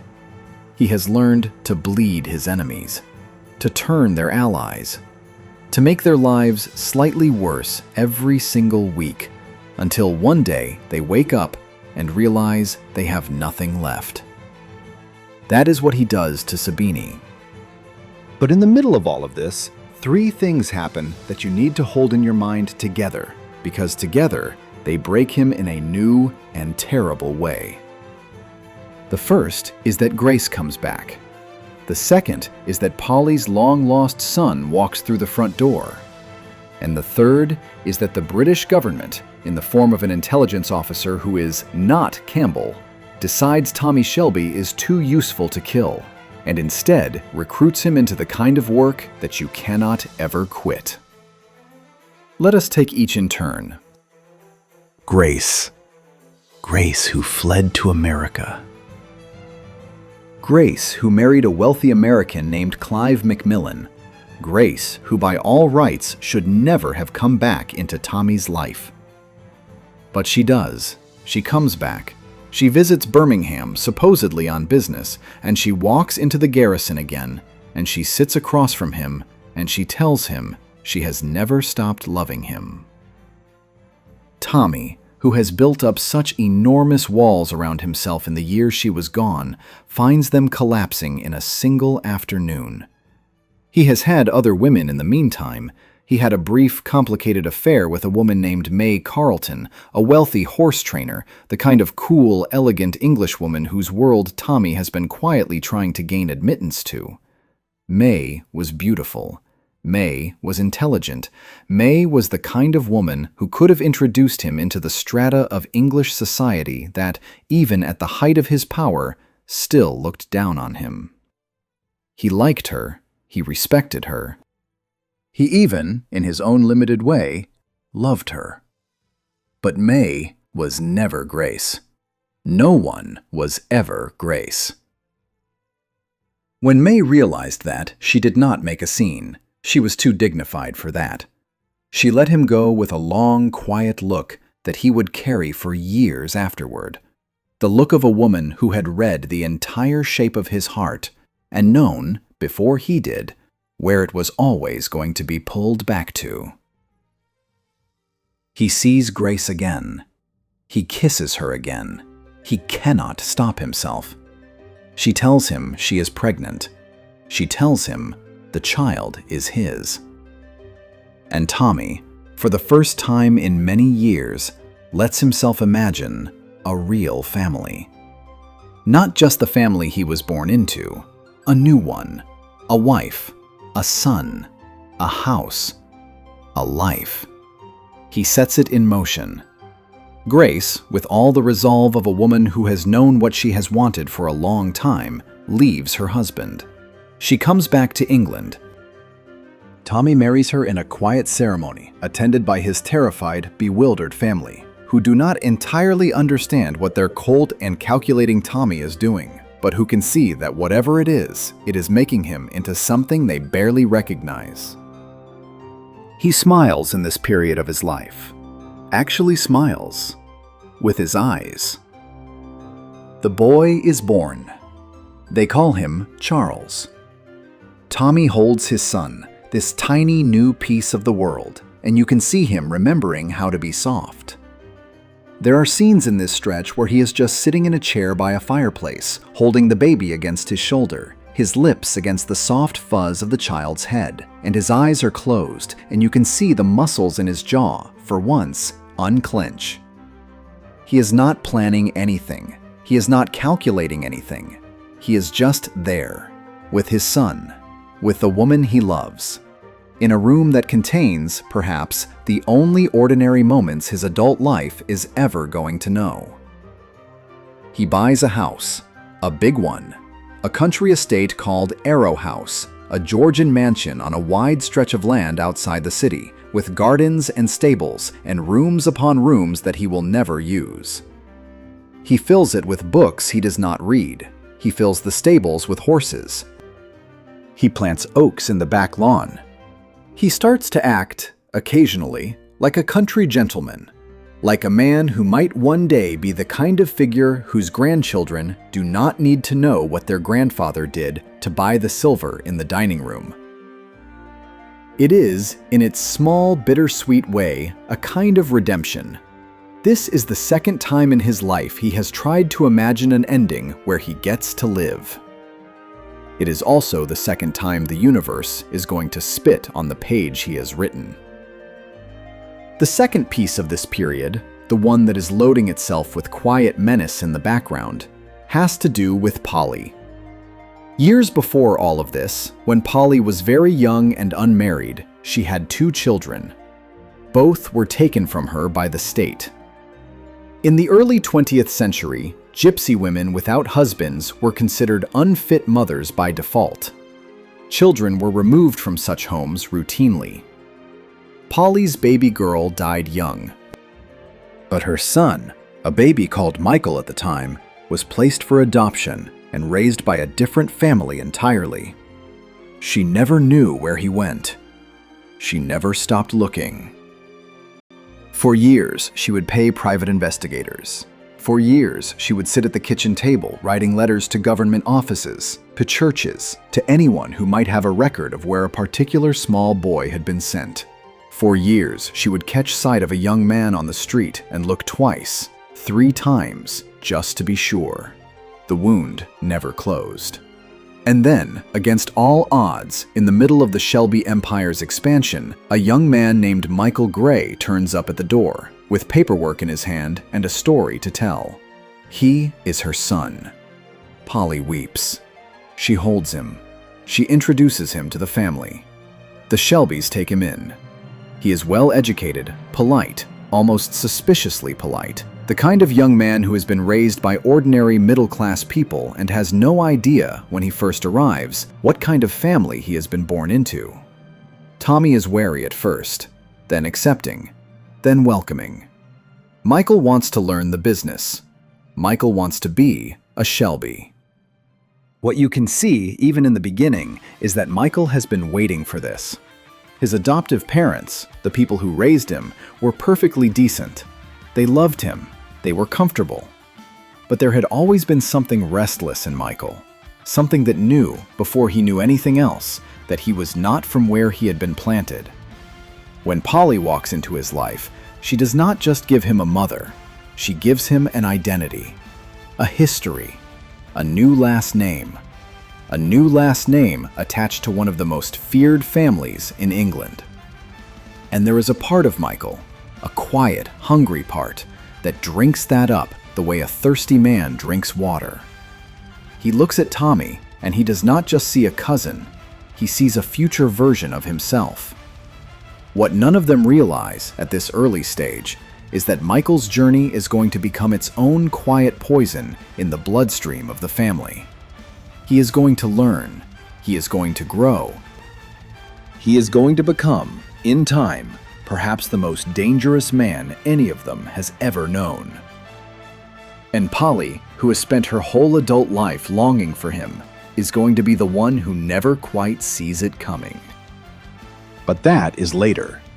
For now, Michael is just a young man in a borrowed suit, trying on a name like a new pair of shoes. The third piece, and this is the heaviest one, is the recruitment of Tommy Shelby by British intelligence. During the campaign against Sabini, Tommy is approached by men in nice coats. They represent a department of the British government that does not officially exist. They have been watching him. They have been impressed. They tell him that the British state would like to use his services. There is a job, a delicate job. It involves stealing weapons, yes, again, and using them in a manner that no government would publicly admit to. There is a complicated political situation involving Russian aristocrats in exile. There is money, a lot of it. There is the implied threat that if Tommy refuses, his entire family will be destroyed by a series of unfortunate accidents. The man who delivers the offer is a kind of British official Tommy has only met from a distance before. Well-spoken, well-tailored, calm in the way that powerful men in unbreakable institutions are always calm. He sits across from Tommy in a private room in London. He drinks tea. He makes the offer as if he is offering him a seat on a charitable committee. And underneath every polite word, there is the absolute certainty that if Tommy says no, his family will be destroyed by next Christmas. Tommy accepts the job. He does not have a choice. But in accepting it, he has stepped onto a new level of the chessboard. He is no longer just a gangster. He is now an unofficial asset of the British state. He is doing work for men whose names he will never know, in service of plans he will never fully understand, against enemies who will never know who is really pulling their strings. He is climbing in a way that very few men ever climb. And every rung of the ladder is becoming slipperier with blood. This is the great, quiet truth of the middle of his story. The higher Tommy goes, the less he can ever climb back down. Each new floor of the empire is a floor that demands its own rent in lives. Each politician who knows his name is a politician who could, one day, decide to forget it. He is becoming valuable to the state, which means he is becoming, by the same logic, expendable. The British government does not keep assets like Thomas Shelby alive forever. The British government uses them, and then, when they have become too clever, when they have learned too much, when they have written too many uncomfortable letters into the corners of too many uncomfortable filing cabinets, the British government quietly arranges for them to fall down a flight of stairs. He knows this. He has always known this. The deal he made with Whitehall, he made with his eyes open. He simply decided that the alternative, refusing them, and seeing his family slaughtered as a warning to other men who might consider refusing them, was worse. And the world he has built for Grace and Charles, that small, soft world he was just starting to believe in, is sitting at the bottom of a ladder he is climbing further and further away from. Then, on a single evening, the world breaks again. Tommy throws a party at his country house. It is his and Grace's anniversary, or close enough. The house is full of guests, politicians, industrialists, aristocrats, people that the boy from Smallheath could not have dreamed of standing in a room with. Grace is there, beautiful in a white dress, her hand in his. Charles is upstairs asleep. Polly is there. Arthur, John, Michael, Ada. Everyone Tommy loves is in one place, at one time, in his home. There is a moment that night, a small one, where Tommy steps out onto the lawn with Grace, and the two of them just stand there for a second, in the dark, looking at the lights of the house. The string quartet is playing inside. Through the windows you can see the guests laughing, their faces lit up by candles, their glasses raised. Grace says something quietly to him that you cannot quite hear. He laughs. A real laugh. He does not laugh often in his adult life, and almost never in front of other people, and certainly never in the open. But here, in the dark, with his wife, he does. And whatever he is feeling in that moment, and he is feeling things, you can tell, is the closest he has ever been to thinking that maybe he is going to be okay. He should not have thought it. An assassination attempt, aimed at him. A revenge ordered off-screen by a faction that has not forgotten who he is and what he has done. A faction of exiled Russians, in fact. The same Russians he has been entangled with through his work for British intelligence, who have decided that the price of their humiliation must be his blood. The bullet does not hit Tommy. It hits Grace. She dies in his arms on the lawn outside their home, with the music still playing inside, with the guests still laughing in the next room, with Charles still asleep upstairs. With Tommy holding her face, asking her not to go, telling her things that he has spent years not saying out loud. She tries to speak. She cannot speak.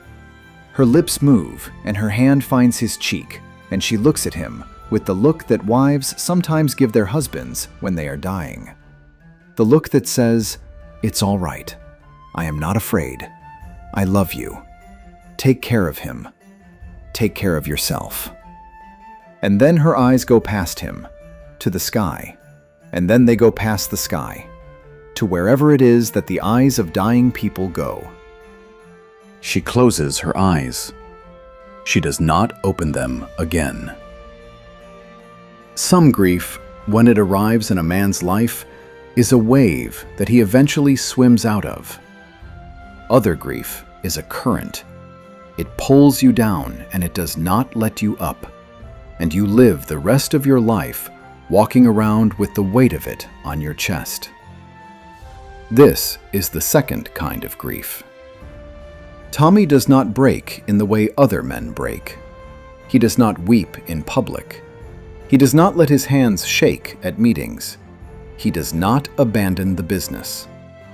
If anything, in the months following Grace's death, he becomes more efficient, more cold, more terrifying than he has ever been. Polly watches him and sees what he is doing, burying himself in work because if he stops, even for a second, he will lay down on the floor and not get back up. The funeral is held in the family church. He stands at the graveside with Charles in his arms. The boy is too young to understand. He plays with the lapels of his father's coat, oblivious, while the priest says words. Tommy looks down into the open grave, and his face does not move. Afterward, he does not stay for the wake. He walks out to the stables. He saddles a horse.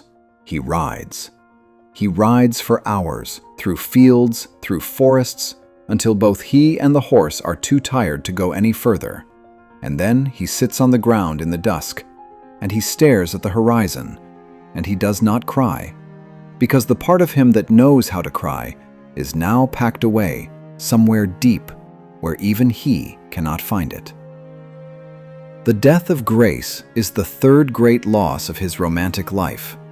His mother to water, Greta to disease, Grace to a bullet.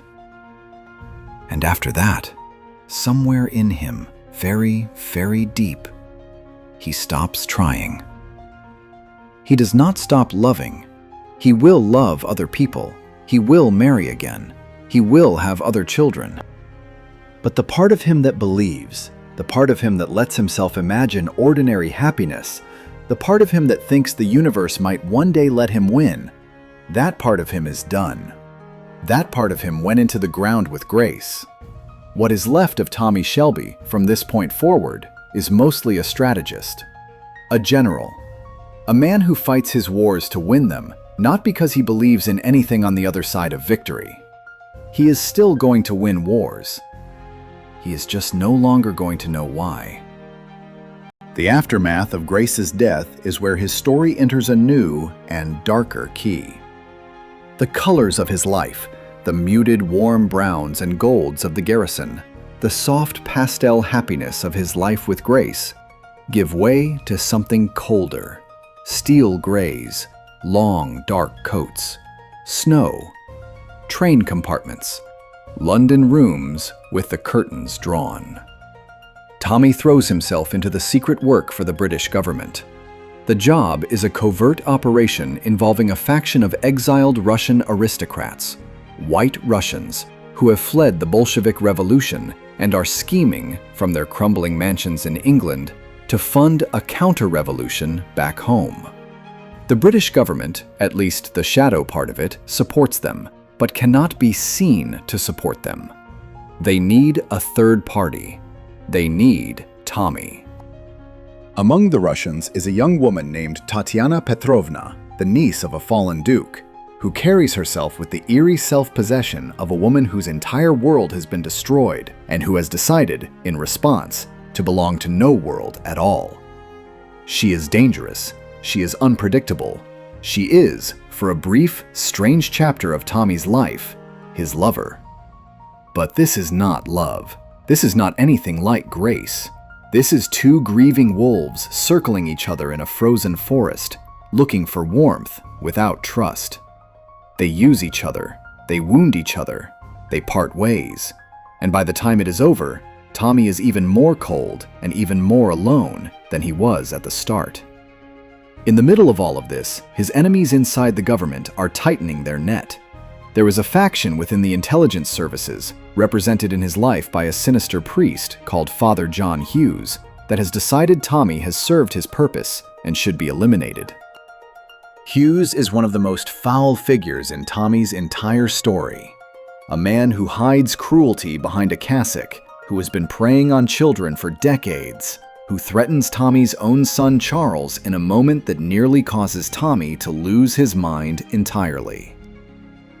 If you ever doubt that Tommy is at his core a father, if you ever wonder whether all his coldness has a center, that moment is the proof.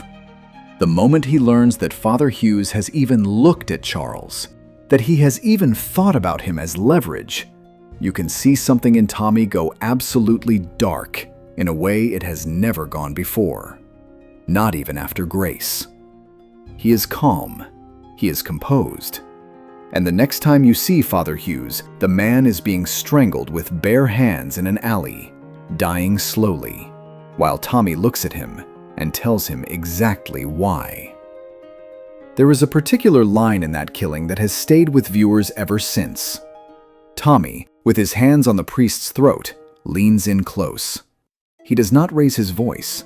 He simply tells the man, in a voice almost gentle, that this is the end of a long road, and that the priest will not see God on the other side of it, only the children whose faces he has worn down with his hands. Father Hughes tries to speak. He cannot. Tommy presses harder, and as the priest's eyes go dim, Tommy whispers something into his ear that the audience never quite hears, but which leaves both men, for the briefest second, equally alone. When he stands up from the body, his hands are steady. He wipes them on a handkerchief. He puts the handkerchief in his pocket, and he walks back to his car as if he had merely finished a conversation he had wanted to have for a long time. That is one of the most satisfying killings in the entire story. But it does not save Tommy from what is coming. The faction inside the British state is too big. He cannot kill them all. They have laid traps for him that he did not see in time. They have set up his entire family to be arrested for the political assassinations Tommy carried out on the British government's own orders. The man who masterminded the use of Tommy is going to step away into the shadows and let Tommy take the entire fall. In the climax of this chapter, Tommy makes one of the most quietly heartbreaking decisions of his life. He calls a family meeting. He tells them they are all in terrible danger. He tells them that one of them is going to take the fall for everyone, and that he has chosen, without their knowledge, without their consent, that he is going to give them all up to save them. What he means is this. He has made a deal with the men in the shadows. In exchange for completing one final job, assassinating a man named Field Marshal Russell, one of the architects of the entire plot, Tommy will be guaranteed his own life, his own freedom, and the safety of his son. But not the rest of them. Polly, Arthur, John, Michael, they will all be arrested. They will all face the possibility of execution. And then, only at the last moment, only after they have spent months in prison, terrified out of their minds, Tommy will use his deal to spring them free. He cannot tell them this is the plan, because if he tells them, the deal falls apart and they all die. So he sits in the room with his family, and he lies to them, and he lets them all be arrested one by one with their hands behind their backs in front of him, while he stands there with his face like stone. Polly looks at him as she is dragged out. The look she gives him is one of the great unspoken scenes of his entire story. There is nothing in her face but pure, cold, completed disappointment. Not anger, not grief, just the look of a woman who has finally understood, after all these years, what her nephew has actually become. He cannot meet her eyes. He has to look at the floor. Arthur looks at him. Arthur cannot understand. Arthur was Tommy's shield in France, Tommy's shield in every fight since. And Arthur cannot conceive of a universe in which Tommy is the man putting handcuffs on him. He says nothing. He just looks. His mouth opens once and closes once, and the police push him out of the room. Michael looks at him. Michael, who has been at this for less time than the others, who is younger and frightened and has a child on the way. The fear in his eyes is the kind of fear that, you will discover later, becomes the foundation of a different emotion entirely. Michael will never quite forgive Tommy for this moment. Polly will eventually forgive him. Arthur will eventually forgive him. Michael, deep down, will not. And that small unforgiveness, planted on this day, will grow over the years into the thing that nearly destroys them both. They do not understand. They think he has betrayed them. They think he has sold them out for his own neck. That moment, that one moment of Tommy standing there in his own house, watching his entire family be taken away by men in suits, is the moment where his soul, if it had still been clinging to anything, finally lets go. He goes through with the assassination. He shoots the field marshal cleanly from cover on a country lane. He goes back to his house. He waits for the call that confirms the deal will be honored. The call comes. The family is released. He brings them home one by one. He explains finally what he did and why. He shows them the proof. He gives them the names of the men they have to thank. Polly listens. She nods. She walks out of the room, and she does not speak to him for weeks. Arthur, after a long, hard silence, claps a hand on his shoulder and says nothing. Michael smiles, the small, careful smile of a man who has decided something. They all eat dinner together that night. They all toast each other. And the room is full of love that is now mixed, permanently, with the memory of having been betrayed and then saved by the same set of hands. Because even though his plan ultimately works, even though he does free them in the end, even though they are all saved, they will never look at him the same way again. He has crossed a line in their eyes. Polly, the woman who raised him, will spend years carrying a wound from that moment that will never fully heal. Michael will use it later as one of the small justifications he tells himself for what he is becoming. Tommy has, by saving his family, lost their trust forever. And he is going to have to keep operating without it. The next chapter of his life unfolds against the backdrop of a different kind of war: vendetta. Years before, in the course of his expansion into London, Tommy had killed a man named Vicente Changretta. The Changrettas were a New York-based Italian mafia family who had run small parts of the London racket. They were rivals. They were obstacles. They were dealt with. Tommy did not give it a second thought at the time. The Changrettas did not forget. They waited for years. They waited until they thought Tommy and his family were fractured, divided, weakened by what they had just been through with the British government. And then they sent letters. Black hand letters. One for every adult member of the Shelby family. A warning, a promise, a death sentence. The story that follows is, in some ways, one of the most painful, pure grief stories in his entire arc. Because what the Changrettas are going to do, slowly, is start taking the family apart, one body at a time. The Black Hand Letter is an old Italian mafia tradition. A simple piece of paper marked with a single dark handprint, often accompanied by a few cold lines of text. It is not a threat, it is an announcement. It says, "We have decided that you are going to die, and now we are letting you know, because we want you to live the rest of your life, however long it lasts, with the knowledge of it." The Shelby family gets the letters on the same day. They open them at the kitchen table. They stare at them. Polly, of course, says she has seen one before, decades ago. Arthur's hand starts to shake. Tommy lays his letter flat on the table and smooths it with the side of his hand, and looks at it for a long time, the way a man looks at a wound he is going to have to live with. It is from Luca Changretta, Vicente's son, a young man who has grown up in New York with the single purpose, from the time he was a boy, of one day coming to England and finishing what his father had been unable to finish. Polly and Michael are nearly killed in their own homes, but the most devastating loss happens to John. John Shelby, the younger brother, the boy Tommy had carried on his shoulders, the boy who had gone into the tunnels with him, the boy who had come back from the war and gotten married and had children and tried, in his own messy and incomplete way, to live an ordinary life inside an extraordinary family.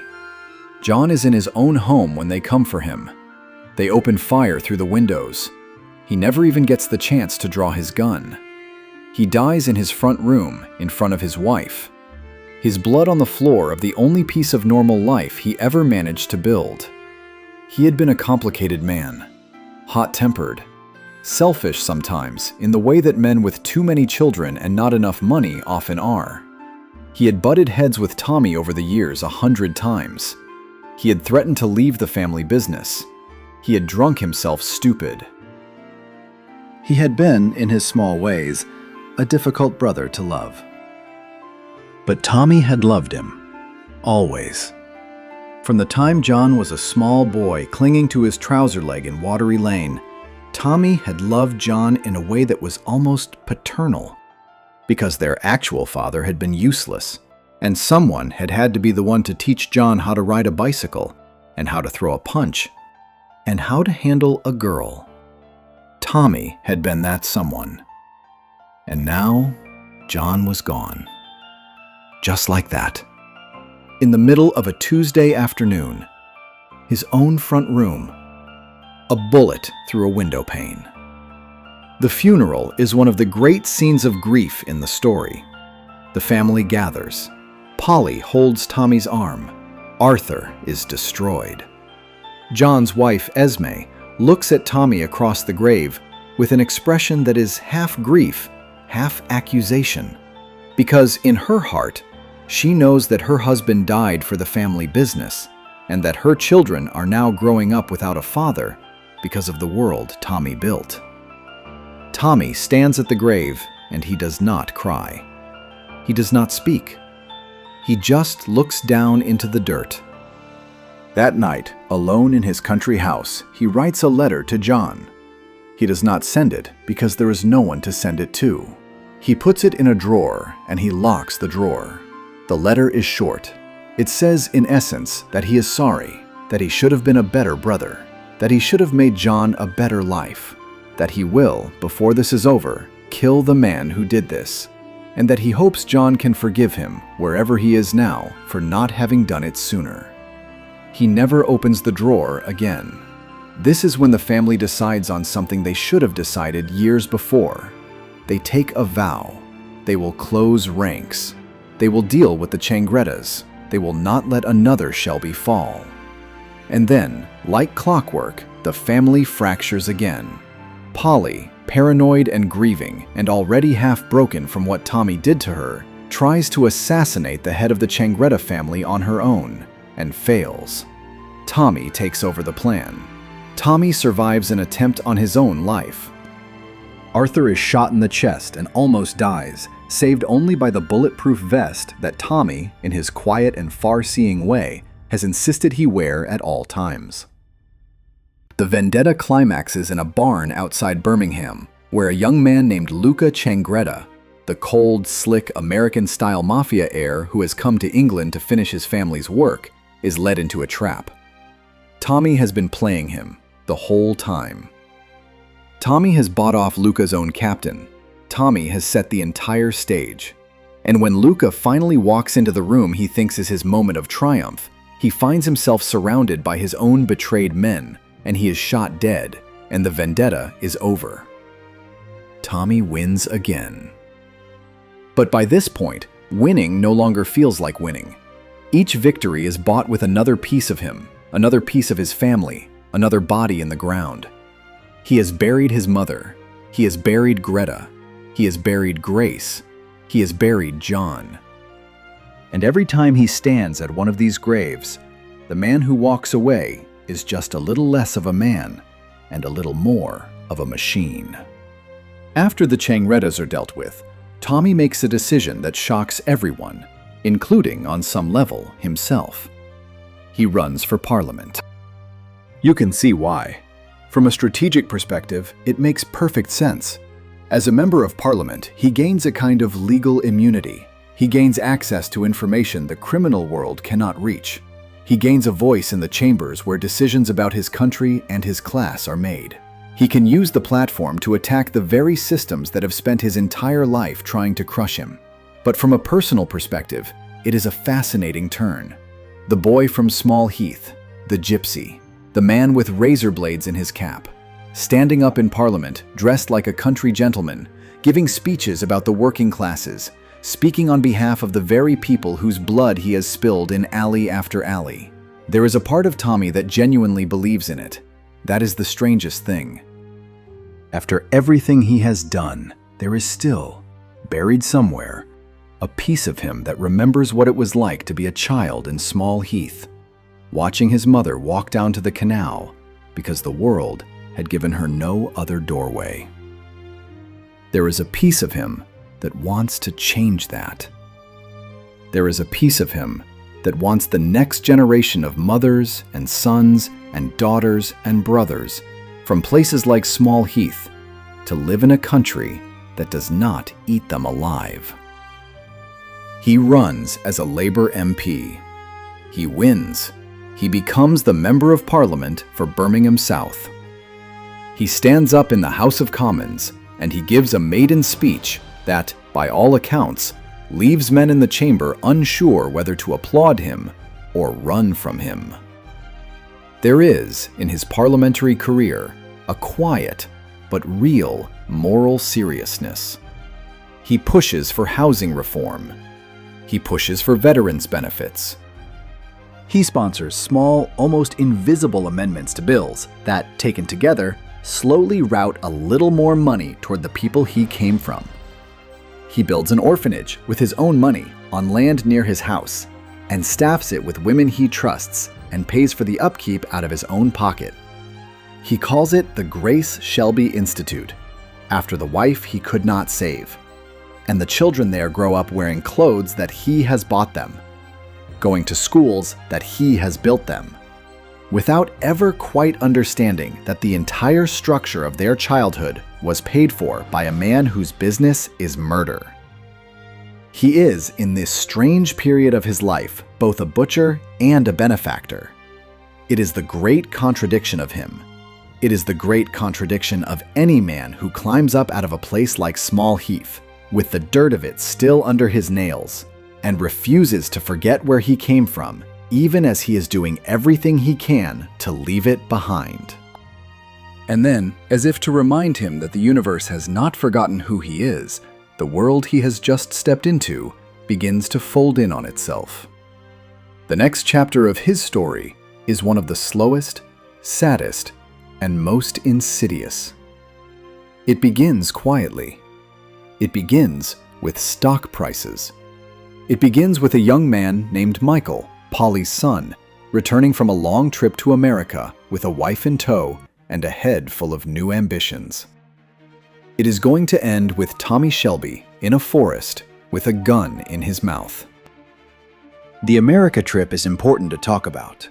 Michael was sent to America by Tommy years before to handle some of the family's operations on the other side of the Atlantic.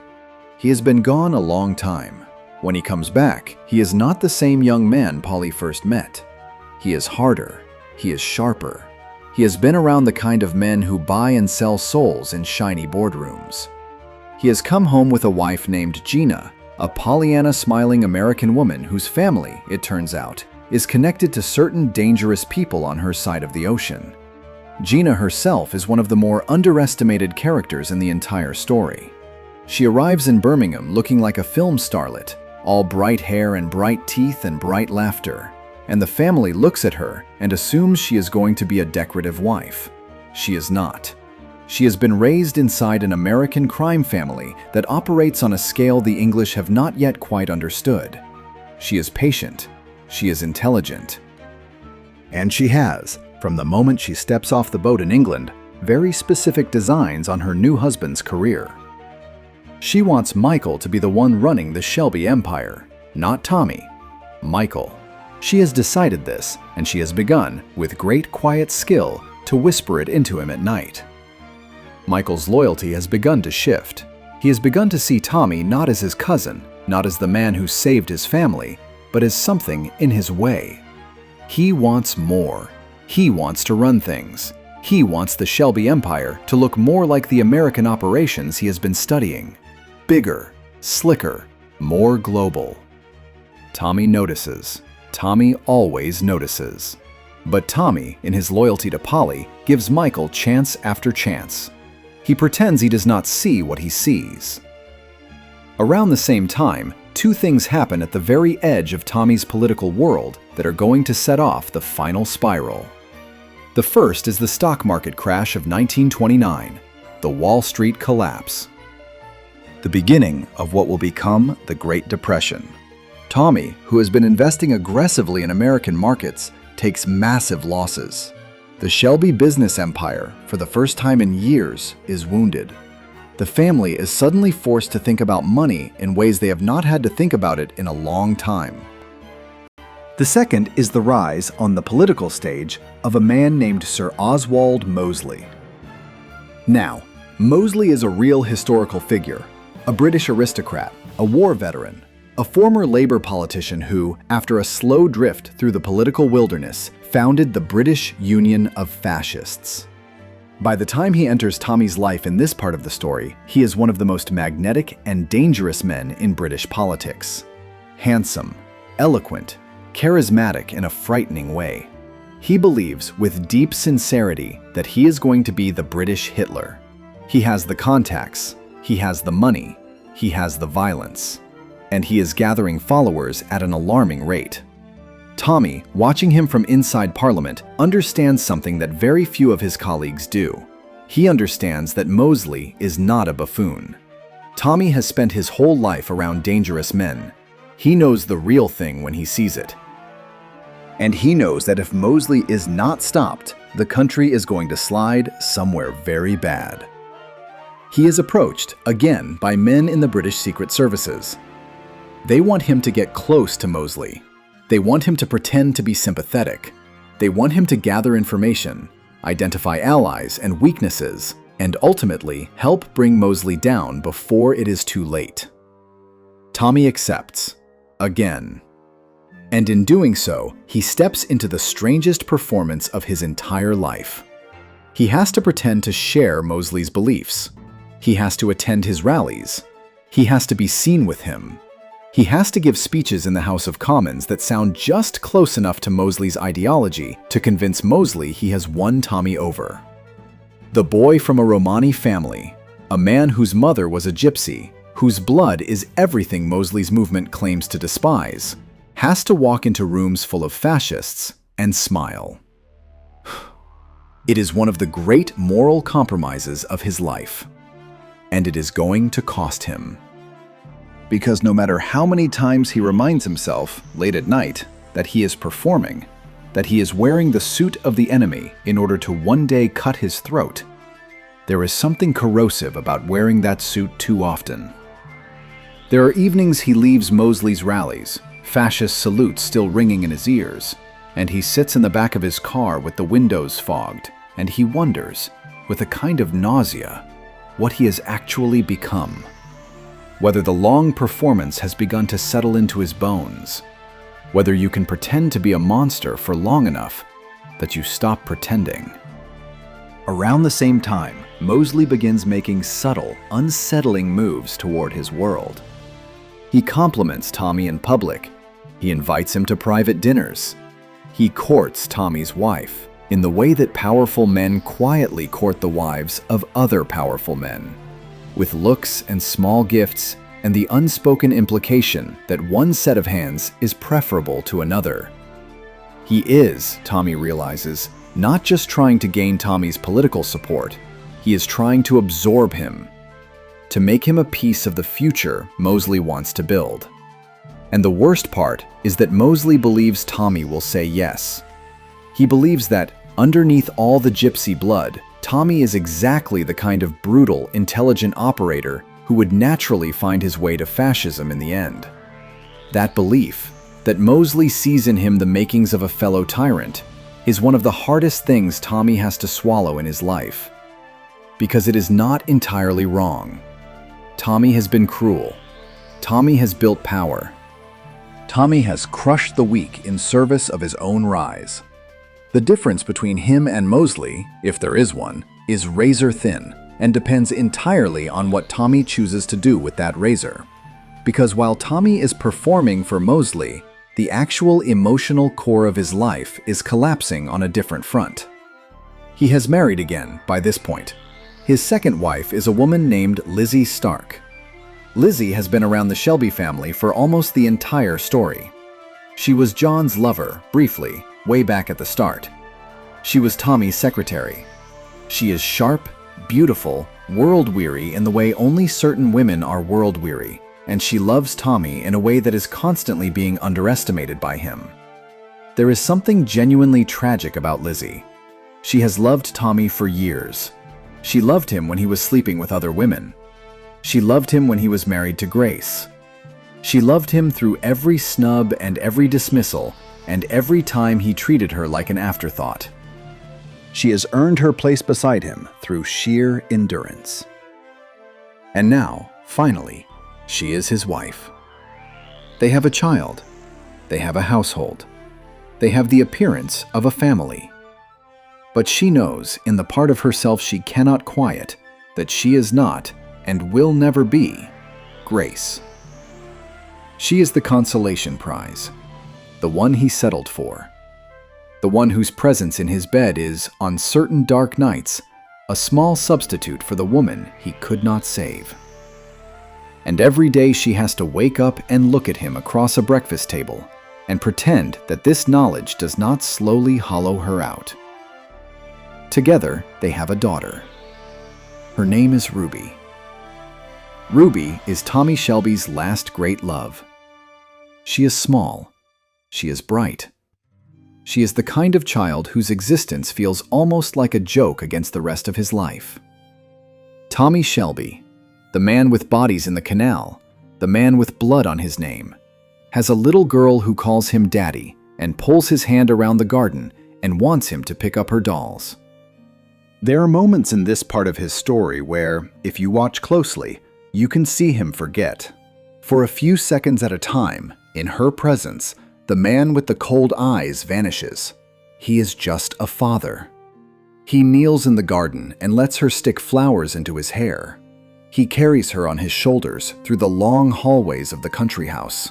He invents bedtime stories about horses and queens. He sings, once, very softly, an old gypsy lullaby he had not realized he still remembered. The same one his mother used to sing to him before everything went under the water. It is the most beautiful thing left in him. It is also, in the way that the universe seems to insist on in his life, exactly what is going to be taken from him next. Around the same time that all of this is unfolding, Mosley, Michael, the markets, Tommy begins to have a strange and terrible feeling, almost like a sense in his bones. He starts dreaming. He starts seeing things. He starts hearing a name he does not understand. The Tick Man. Ruby starts saying it too, in her sleep. She talks about a man in her room. She talks about a man at the gate. She is frightened in a way that is not childlike.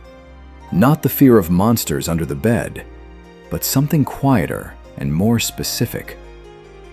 Tommy, who is half Romani and has carried a strain of superstition with him his entire life, takes it more seriously than he should.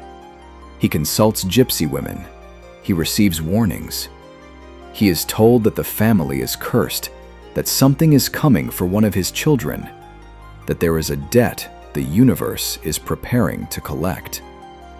There is a particular conversation with an old Romani woman in a wagon outside Birmingham, deep in the woods, where she takes his hand and looks at his palm and tells him, in a voice that has no music in it at all, that the gray man has come for one of his women, and that there is nothing he can do, and that he must let her go.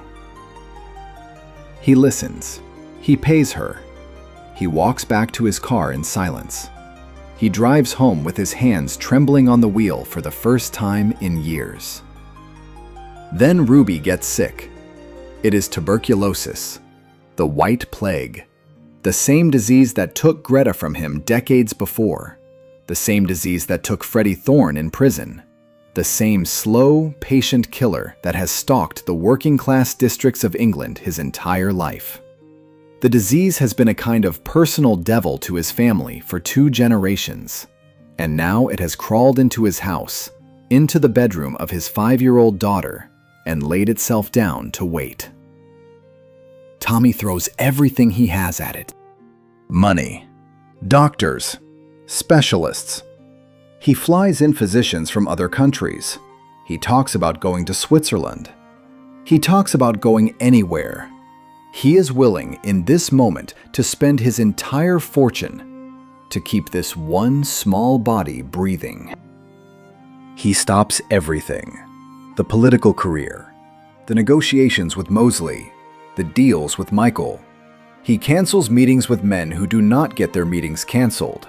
He locks himself in his daughter's sick room for days at a time, holding her hand, reading to her, singing her the same lullaby his mother used to sing to him, the one with the gypsy words he had not used in 30 years.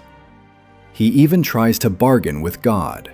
This from a man who has not believed in God since he was old enough to spell the word.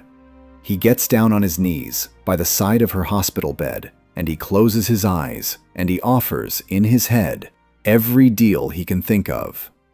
Take me instead. Take the rest of my life. Take everything I have built. Just leave her. There is no answer. It does not work.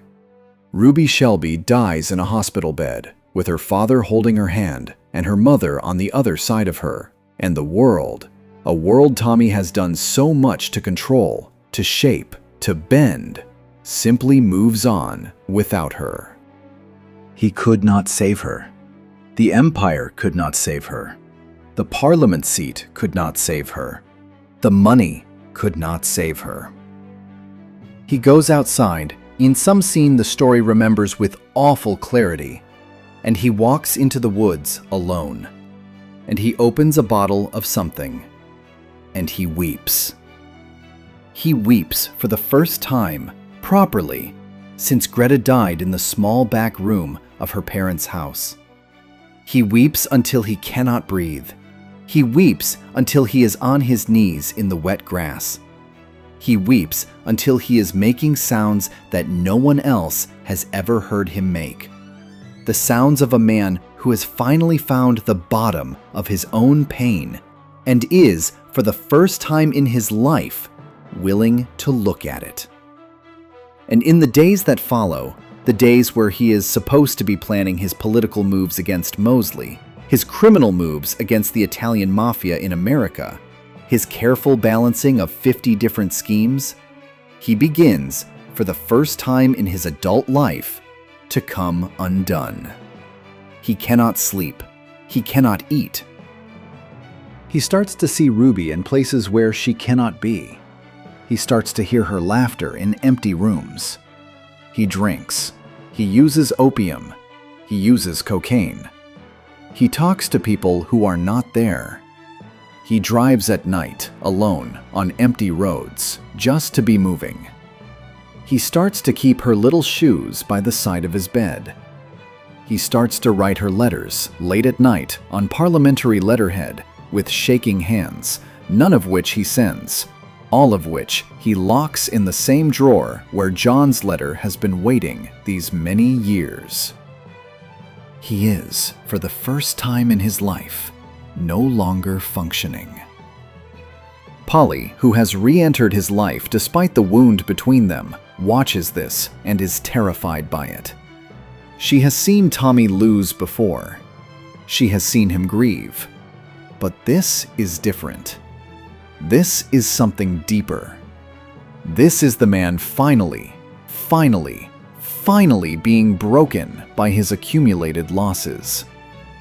She tries to bring him back. Arthur tries. Lizzie tries. They cannot reach him. In the worst night of this stretch, Tommy walks out into a field on his estate, in the rain, with a pistol. He puts it under his chin. His finger goes onto the trigger. He is going to do it. He has decided. And then, in the distance, in the dark, he sees a figure on a black horse. A robin. A small voice. A presence he cannot quite explain. Whether it is real or whether it is the last gasp of a mind that does not want to let him go, the story leaves it deliberately ambiguous. He stares at it for a long time. The rain runs down his face. The figure does not move. And in some private corner of him, a voice that sounds suspiciously like his mother whispers that this is not the night. He lowers the gun. He puts it away. He walks back to the house. That moment, that walk back to the house, is the start of his final transformation, because what comes next is the longest and quietest part of his story. He cleans up. He stops drinking. He stops using. He cuts the substances out of his life entirely, with the same cold discipline he once used to dismantle Sabini.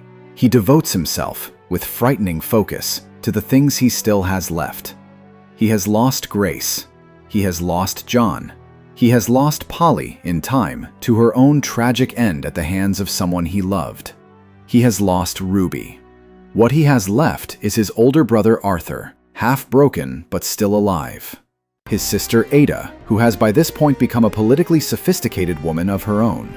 His son Charles, now a young teenager. His half-trusting marriage to Lizzie. His MP seat. And a list of enemies that he has not yet finished with. He does not know it yet, but the people on that short list of the living, Arthur, Ada, are not safe simply because they have survived this far. The story is not done taking from him. It is only pausing to reload. But that is years away still, on a road he cannot yet see. And for now, he counts the ones he has left and tells himself it is enough. He decides, with the cold clarity of a man who has lost almost everything, that he is going to spend the rest of his life finishing that list. Number 1. Oswald Mosley. The man who is trying to drag Britain into fascism. Tommy is going to bring him down. Number 2. The Boston Italians.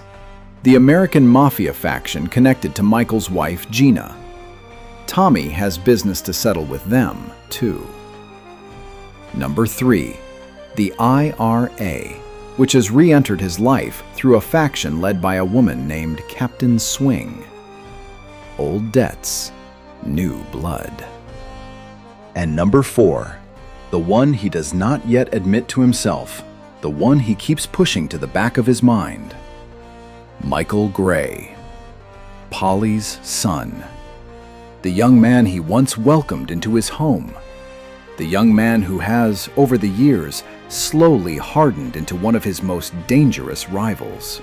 The young man who wants the empire and has decided that the only way to get it is to remove the man at its top.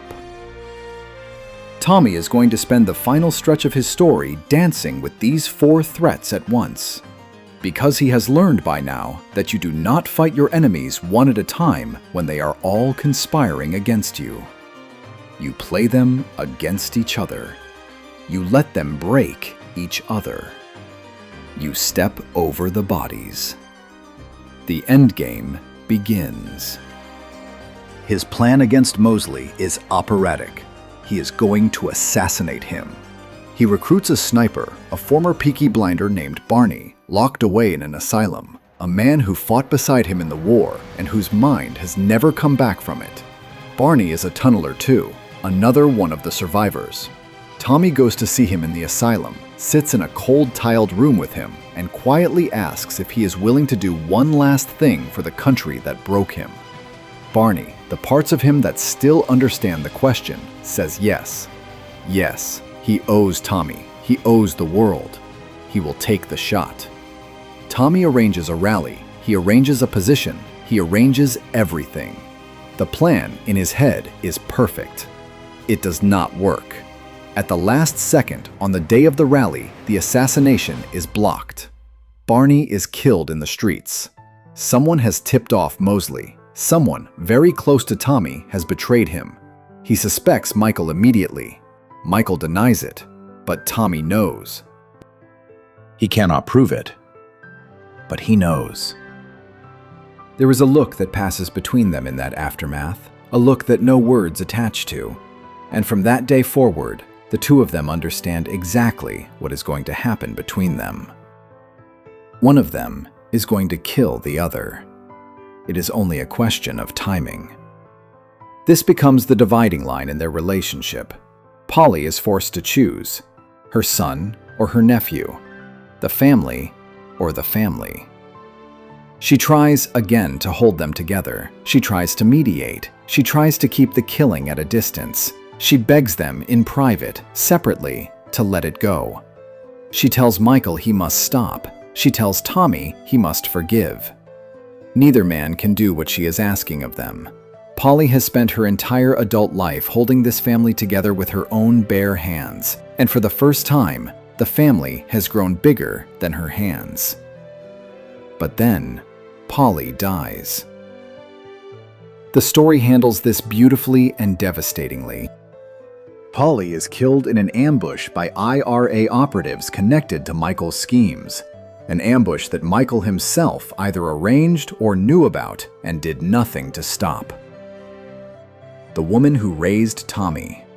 The woman who was the only mother he ever really had after his real one drowned. The woman who held the family together through every storm. Gone. Tommy receives the news in his office. He is at his desk, looking at a stack of papers about something else entirely, when an associate comes in and tells him. He does not look up at first. The associate has to repeat himself. Then he sets down his pen. He stands. He walks out of the office. He drives to the place where her body lies. He kneels beside her. He puts his hand on her cold cheek. He says her name once. And then, in private, where no one can see him, he weeps for the second time in his adult life. He does not weep at her funeral. He has used up his weeping. He just looks down at the dirt as the priest speaks, and in his head, he is already calculating. This is the moment Michael is officially marked. In Tommy's mind, the boy he once tried to welcome into the family is now just another name on the list. But Michael, who has spent years learning to be Tommy, is not going to make it easy. There is a stretch in this final chapter where Tommy gets sick, or rather, where he believes he is sick. He starts having symptoms, headaches, vision problems, fainting spells. He collapses once in his office, another time on a station platform. There are blackouts. There are mornings he loses entire hours. His vision blurs at meetings. His balance fails him on staircases. He goes to a doctor. The doctor examines him, runs tests, looks at x-rays, and tells him, in a sterile little office, that he has a tuberculoma, a growth at the base of his brain. Incurable, inoperable. He has months to live, maybe less. The same disease, in essence, that killed Greta, that killed Ruby, that has stalked his life like a hereditary curse, now coming for him. Tommy hears the diagnosis. He nods. He thanks the doctor. He walks out of the office. He gets into his car. And he sits there for a long time, looking out the windshield, the world reduced to a single, simple thought. He is going to die. He has been on borrowed time for years. He has known it. He has even said it. But there is a difference between knowing that you have been on borrowed time and being told that the lender has called the loan in. What does he do with this knowledge? He does what only Thomas Shelby would do. He decides to use it. He keeps the diagnosis secret from everyone he loves. He does not tell Lizzie. He does not tell Arthur. He does not tell Ada or Charles. He sets up a plan. He is going to spend his last months tying up every single loose end. He is going to finish his fight with Mosley, finish his fight with the IRA, finish his fight with Michael, and then disappear before anyone has to watch him fade. He does not want pity. He does not want goodbyes. He does not want to be the dying man being cried over in a sickbed. He wants to die the way he has lived, alone, in control, on his own terms. There is something almost noble about it. There is also something deeply, deeply sad about it. Because what he is doing in his final months is choosing the same emotional posture he has chosen his entire life. He is choosing isolation. He is choosing not to let anyone in. He is choosing, even at the very end, to handle it himself. In the middle of all of this, a new player enters the chessboard, and her name is Lady Diana Mitford. Mosley's mistress, soon to be his wife. A real historical figure who in life moved in the highest circles of British aristocracy and married Mosley in a private ceremony at the Berlin home of Joseph Goebbels with Adolf Hitler among the witnesses. In Tommy's story, she is something quieter and more dangerous than that. She is the woman behind the man. She is, in a way Mosley himself is not, intelligent enough to see exactly who Tommy is and what he is doing. She knows about Lizzie's past, that long ago, before Tommy, Lizzie had been a different kind of woman, the kind who survived by selling her time to men. She knows because Mosley was, in those younger days, one of those men. And she uses this knowledge in a single cold dinner at Arrow House to shatter Tommy's marriage. She tells Lizzie, she tells everyone at the table. She makes Lizzie sit there as her former life is read aloud like a charge sheet. It is one of the most quietly cruel scenes in the entire story. Lizzie looks at Tommy, and Tommy looks at the floor, and Diana smiles, and Mosley sips his wine, and the marriage that has limped along for years finally has its back broken in front of the silverware. And then, on top of it, Diana makes Tommy a private offer. Sleep with her, and her support, and Mosley's, will be his. Tommy, who is in too deep with the British government and too cornered by his own plans to refuse, eventually does. Lizzie finds out. The marriage is over. He has lost another wife. Not to a bullet this time, to his own choices, which, in some ways, is worse. The pieces of the endgame click into place over the final movement of his story. The IRA faction led by Captain Swing makes its move against the Shelby family at the Garrison pub itself. They come for Arthur.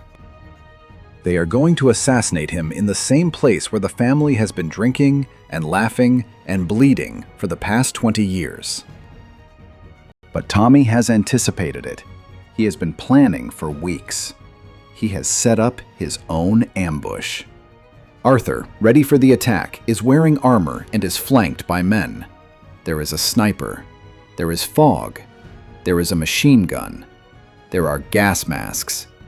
And the IRA assassins, including Swing herself, are slaughtered in a fight that lasts about 3 minutes and that ends with Tommy, somewhere far away, sitting in a chair, listening to the report come in.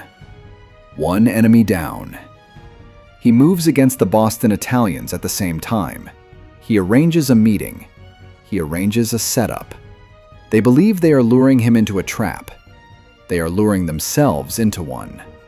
Through sheer chess, through patience, through the willingness to bet his own life as bait, Tommy turns the entire situation around and emerges, somehow, with the Boston faction in shambles. 2 enemies down. His final move is against Michael. Michael, who has been arrested for the gun-running operation that the IRA forced him into. Michael, who has been sitting in a prison cell for months, watching his power slip. Michael, who has been visited by a powerful American gangster named Jack Nelson, Gina's uncle, and who has been told that he will be released if he agrees to one final task.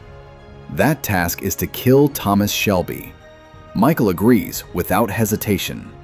He has been preparing for this for years. There is a particular small scene where a priest visits him in his cell, sent by Nelson with the message. The priest asks the question, Michael does not need it spelled out. He looks at the priest, calm, almost peaceful, and says yes. Yes. When I am released, it is my intention to kill Thomas Shelby. The words land in the room with the weight of something that has been waiting for a long time to be spoken aloud. The story is now barreling toward its climax. Michael is released. He flies to Canada, to a place called Miquelon Island, where the final meeting between him and Tommy is to take place. There is a deal on the table. A complicated deal involving opium, the Americans, and Tommy's remaining political enemies. Michael believes it is his moment. He arranges a car bomb. He hides it in Tommy's car. He pretends to go back for cigarettes. He stands at a safe distance. He waits to watch his cousin, the man who saved his life decades ago, be blown apart in front of him. The car explodes, but not the one Tommy is in, because Tommy has known. He has known the whole time. He had a man arrive ahead of him, his old gypsy friend Johnny Dogs, and switched the bomb to a different car, the car carrying Michael's own associates. He gets out. He walks slowly across the gravel to where Michael is standing, frozen, finally realizing that he has lost. There is a conversation. There is a moment. Tommy does not gloat. Tommy is past gloating. Tommy looks at his cousin, the boy Polly wept over when he first walked through the door, the young man who once tried to learn at his feet, and he sees the face of someone who has chosen, fully and finally, to be his enemy. He says, in a voice that is almost gentle, that he loved him once. That Polly had loved him. That the Shelby family had loved him.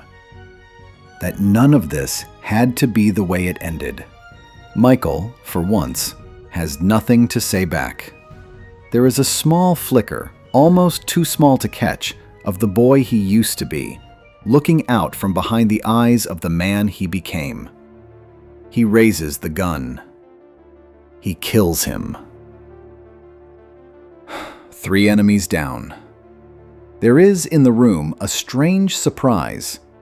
From the back of the building, Alfie Solomons emerges. Alfie, who had been thought dead. Alfie, who had been shot by Tommy himself years earlier on a beach. Alfie, the great rival and great friend who has somehow survived everything and come back, looking older and more amused than ever, with his beard still wild and his cane still in his hand. He has been part of the plan all along. The 2 men nod at each other.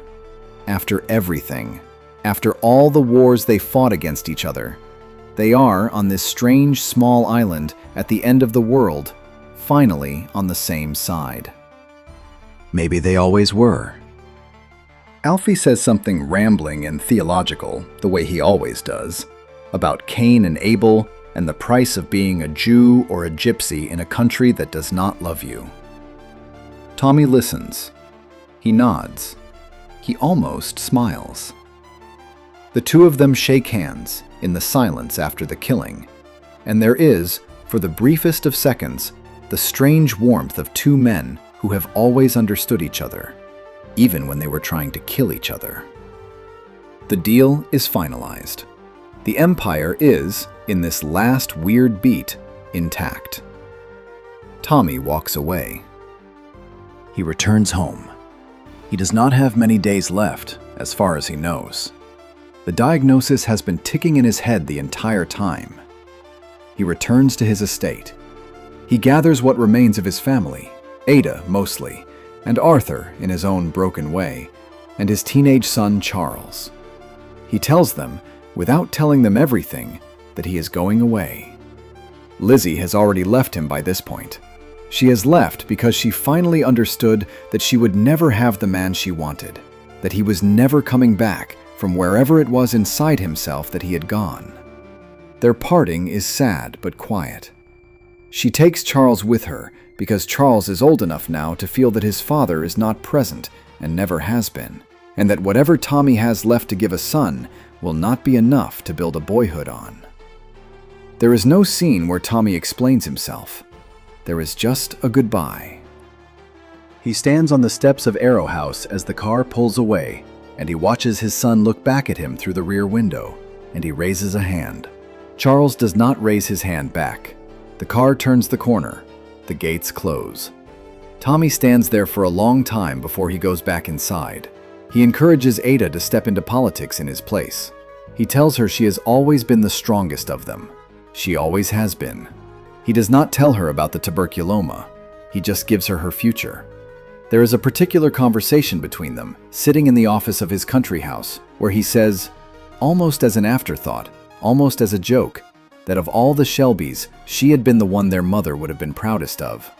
Ada laughs and tries to brush it off, but she catches something in his eyes that she cannot quite read, and that small unease will, in the days to come, blossom into a slow, horrible suspicion that he is not telling her something. Arthur, who at this moment, in this stretch of his life, has managed to put the bottle down, who has, for now, clawed his way back from the worst of his own war, sits with his brother one last time. Arthur knows something is wrong. He has found the X-rays. He has put it together. He confronts Tommy. He demands to know why Tommy did not tell him. Tommy gives one of the last great lines of his story. He tells Arthur that he did not want anyone to see him crawling to the finish line. He has spent his entire life on his feet. He is going to leave that way, too. He tells Arthur that they were always dead men, the two of them, ever since France. That every day since the war has been a borrowed day. That what is happening to him now is simply the loan being called. Arthur breaks. Arthur weeps. Arthur, the older brother, the loudmouth, the broken man who has caused Tommy more trouble in this lifetime than anyone else, kneels at his brother's feet and weeps. Tommy puts a hand on his head gently. He tells Arthur that Arthur is going to be all right, that he is, for now, out from under the worst of it, that Tommy is, in spite of everything, proud of him. It is perhaps the most loving thing he has ever said out loud to anyone. He does not know, in that moment, how fragile the word now will turn out to be. He does not know that Arthur's peace is going to come apart in the years he cannot yet see. But for the length of that one embrace, he means it, and Arthur takes it, and the two of them, for the first time in a long time, are simply brothers. They embrace. They part. Tommy walks out of his house for the last time. He has the estate emptied. He has his belongings burned. He goes back, in a way he has not done since he was very young, to a gypsy wagon at the edge of a field. He lives in it, alone, with nothing but a horse and a small set of belongings, waiting. He is dying. Or he believes he is dying. And he wants to do it the way his mother's people did it, under the sky, in the grass, on the ground. Not in a mansion, not in a parliament chamber, just back where he started. But the universe is not done with him yet. One night, alone in the wagon, he reaches the point. He flips a coin. He is going to do it. He cannot wait anymore. He cannot bear the slow countdown. He takes the gun. He sits at the small table. He starts to lift it to his head. And in this moment, he sees Ruby, his daughter, or her ghost, or his memory of her. The story leaves it ambiguous, the way it has always left these things ambiguous. But she is there, standing in front of him, and in her small hand, she is holding a photograph. He looks at it. It is a photograph from Mosley's wedding. Mosley, the fascist. Mosley, the man Tommy has been trying to bring down. The photo shows Mosley, his bride, and a small ring of guests around them. One of the guests standing in the background is Tommy's doctor. The doctor, the man who diagnosed him with tuberculoma, the man who told him he was dying. In a single instant, Tommy puts it together. He has been lied to. He is not sick. Mosley, the enemy he has been fighting his whole final chapter, the enemy he has not yet finished off, knew that the only person who could kill Thomas Shelby was Thomas Shelby. So he found Tommy's doctor. He bought him. He had him give Tommy a false diagnosis. And Mosley, in his quiet, aristocratic cruelty, sat back and waited for Tommy to do the work himself. To put the barrel in his own mouth. To pull the trigger. The man who almost succeeded in killing the man who had killed everyone else in his life, almost, was Tommy Shelby. It is the cruelest trick anyone has ever played on him. And it is the moment that, somewhere very deep inside him, something laughs. He drives to his doctor's house in the middle of the night. He breaks in. He holds the man at gunpoint. He demands answers. The doctor confesses. Yes, he was paid by Mosley. Yes, the diagnosis was a fake. The X-rays were doctored. The story he had been told was a lie. Tommy raises the gun to kill the man. And then he does not. He lowers it. Because what he has been given in this terrible cosmic joke is not just betrayal, it is also a strange gift. He is not dying. He has been preparing himself for death, walking himself toward it, organizing his entire final months around it. And the news, the real news, is that he has been wrong. He has more time. He looks at the doctor. He tells him, with that quiet way he has of speaking, that he is not going to shoot him, that he has decided that the kindest thing he can do now is leave the man alive to live with what he has done. There is, in the look he gives the doctor, the strange dawning realization of a man who has just figured out, after a lifetime, that not every wrong has to be answered with a death. That sometimes the punishment is letting a man live inside his own crime. That Tommy himself, perhaps, has been living inside his own crimes for a very long time. And maybe that is its own sentence. He walks back out into the night. He returns to his wagon at the edge of the field. The wagon is on fire. He stops. He looks at it. All his possessions, all the little fragments of his life he had brought with him out into the wilderness, the photographs, the medals, the small things he had kept from Ruby, from Grace, from his mother, all of it is burning. He does not move to put it out. He stands there, and he watches. The flames climb the wooden boards. The roof crackles. He can see, through the open door, the small wooden table where he had sat with the gun. He can see the candle that had been flickering when there should have been no draft. He can see, for a brief moment in the firelight, the silhouette of something small and bright that might be a child and might not be. He blinks. It is gone. And then he turns. He walks toward his white horse, the horse he has had near him through these strange last days, and he climbs onto its back. He rides away. The fire burns behind him. The wagon collapses. The field is empty.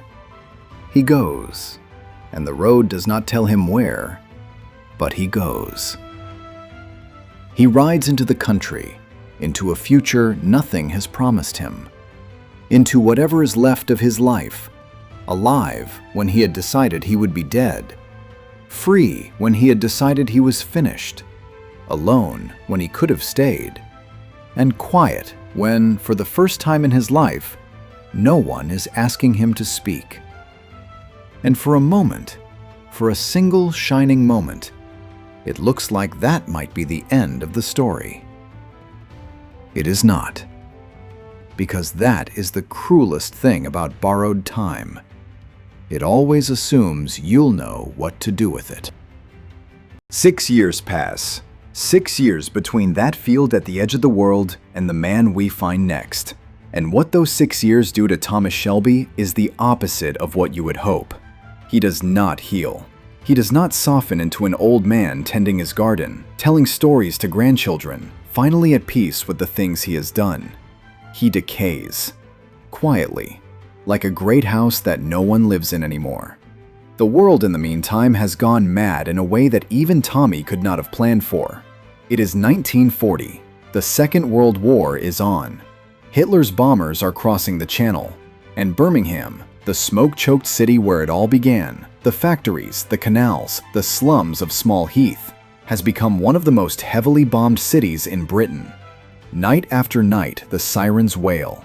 Night after night, the people of his old streets crowd into shelters while the sky burns. The city that made him is being unmade, brick by brick, by men in planes who have never heard his name. And Tommy is not there for any of it. He has retreated. Far from Birmingham, far from Parliament, far from everything he built. He lives now in a vast, crumbling country house, a sprawling ruin of a manor that he rattles around in like a coin in an empty tin. His political career is gone. His empire he has handed off. His marriage to Lizzie is long over. His son Charles is grown and distant. He is, in every sense that matters, a man in exile from his own life. The only person with him is Johnny Dogs, his oldest friend. The Romani man who has been at the edges of his story since the very beginning, who switched the bomb on Miquelon Island, who has followed Tommy through every chapter of this without ever asking for anything in return. Johnny is still here, in this cold and ghost-filled house, looking after a man who barely speaks anymore. He is the last loyal soul in Tommy Shelby's orbit. And the house is full of ghosts. Not figuratively, or not only figuratively. Tommy is haunted in these years by Ruby, his dead daughter. He sees her in the corridors. He sees her at the foot of his bed. He hears her voice in empty rooms. The man who spent his whole life refusing to let the dead touch him has finally, in his old crumbling exile, surrendered to them. The dead are the only family he has left who still come to visit. He is writing something. That is the one thing he still does. He sits at a desk in the cold and he writes. A memoir, an autobiography, the story of his entire life set down in his own hand, in a manuscript he has given a single strange title. He calls it The Immortal Man. Sit with that title for a moment. The Immortal Man. There is a bitter joke buried in it, the kind of joke only Tommy Shelby would make at his own expense. Because he has spent his whole life unable to die. He died in the tunnels of France and kept breathing. He stood in front of more guns than he can count and walked away. He put a pistol under his own chin in a wet field and could not pull the trigger. Death has come for him 100 times, and 100 times something has turned it away. He is, in the most exhausted and unwanted sense of the word, immortal. Cursed to keep surviving. Cursed to keep burying everyone he loves while he himself goes on and on and on. The manuscript is his attempt to understand why, to make sense of a life that has outlived its own meaning, to leave something behind that explains to whoever finds it who the hell Thomas Shelby actually was. He does not know when he begins writing it that he is about to find out. The thing that pulls him back into the world is, as it always is, family. Two people arrive in his exile. The first is his sister, Ada. She has become, in the years since Tommy left, a serious political figure. She took the seat in Parliament he gave her, the one he told her she was always the strongest of them to hold, and she has held it. She comes to the crumbling house to tell him something is wrong, something he needs to know about. The Peaky Blinders still exist, and they are being run, now, by a young man Tommy has barely met. a young man who is his son. Not Charles, not the boy Grace gave him. Another son, an older one, the boy from that single night in a stranger's wagon all those years ago, before the war, when a woman named Zelda gave a grieving man a few hours of being touched by someone who didn't know his name. His name is Erasmus Shelby. Everyone calls him Duke.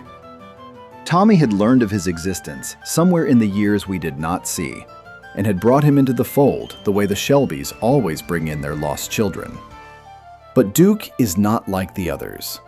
Duke grew up without a father. Duke grew up Romani, on the road, knowing his blood was Shelby and knowing that the great Thomas Shelby had not been there for a single day of his childhood.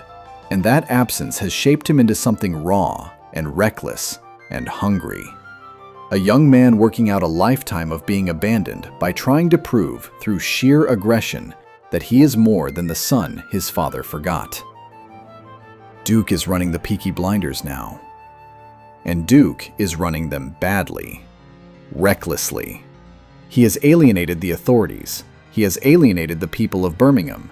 He is raiding bombed-out factories for munitions in the middle of the Blitz. He is throwing his weight around in exactly the way a young man does when he has power he has not yet learned to fear.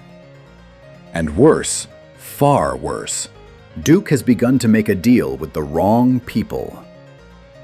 The second person who comes to Tommy is a woman, a palm reader, a Romani fortune teller named Kaulo Chiriclo. And here the story does something that lands like a blow, because Kaulo is the twin sister of Zelda, the woman from the wagon, Duke's mother, the woman Tommy spent one grief-stricken night with before the war. Zelda is dead now, but her twin has come, with her sister's face and her sister's eyes, to find the man who fathered her nephew. Kaulo calls Tommy by an old name, the Rambaro, the Gypsy King.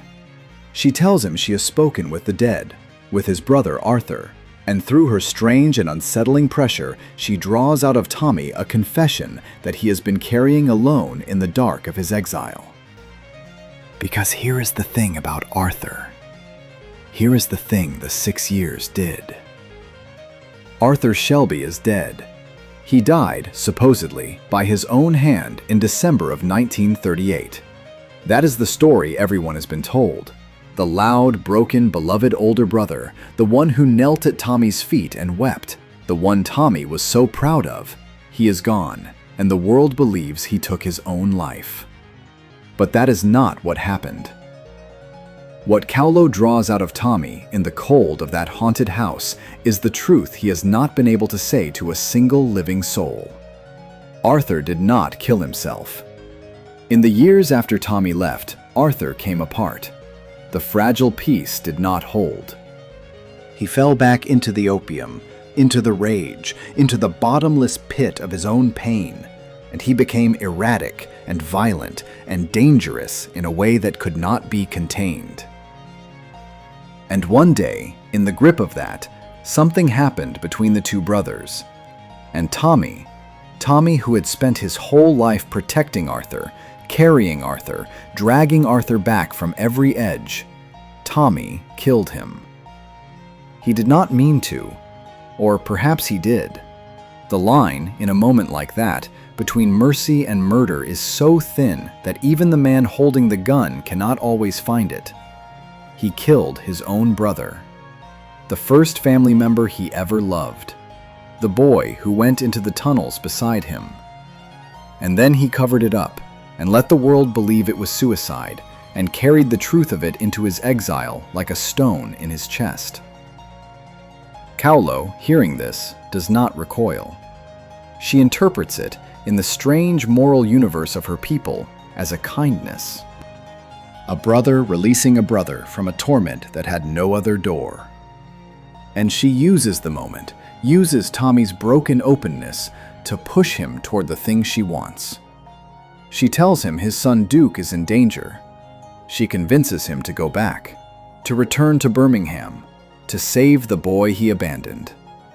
And Tommy, who thought he was finished, who thought the field and the white horse were the end, gets up, puts on the cap, and goes back to war one last time. What he comes back to is the worst enemy he has ever faced. Not because the man is the cleverest, but because of what the man serves. His name is John Beckett. He is a Nazi agent operating inside Britain, and the plot he is running is one of the most insidious in Tommy's entire life. The Nazis have realized that they may not need to bomb Britain into submission. They can do something quieter. They have been printing counterfeit British currency, millions upon millions of pounds of it, manufactured by prisoners in concentration camps, and they intend to flood it into the British economy. 70 million pounds of fake money slipped into circulation, designed to trigger hyperinflation, to make the pound worthless, to bring the nation to its knees through its wallet instead of its windows.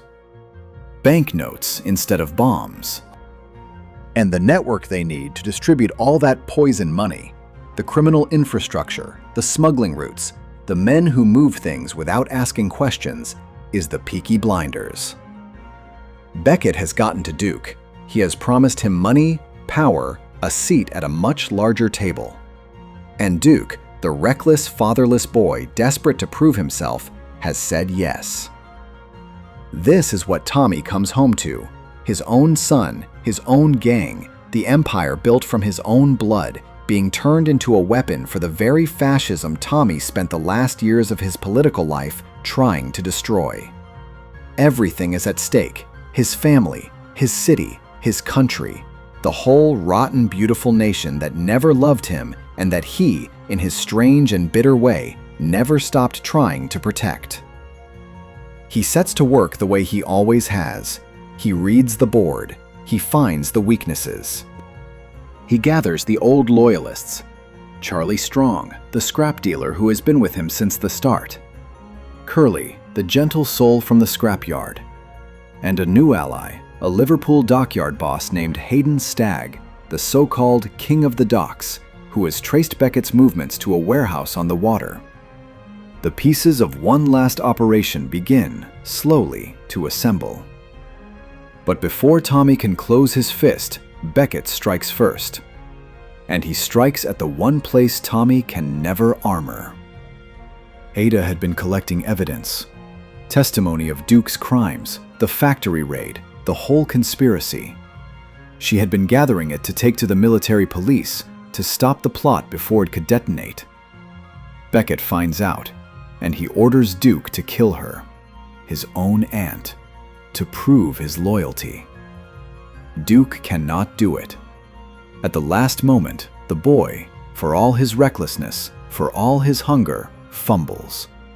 Something in him refuses. The Shelby blood, maybe. The thing his father carried, and his father's father carried. The line you do not cross. But Beckett anticipated exactly that.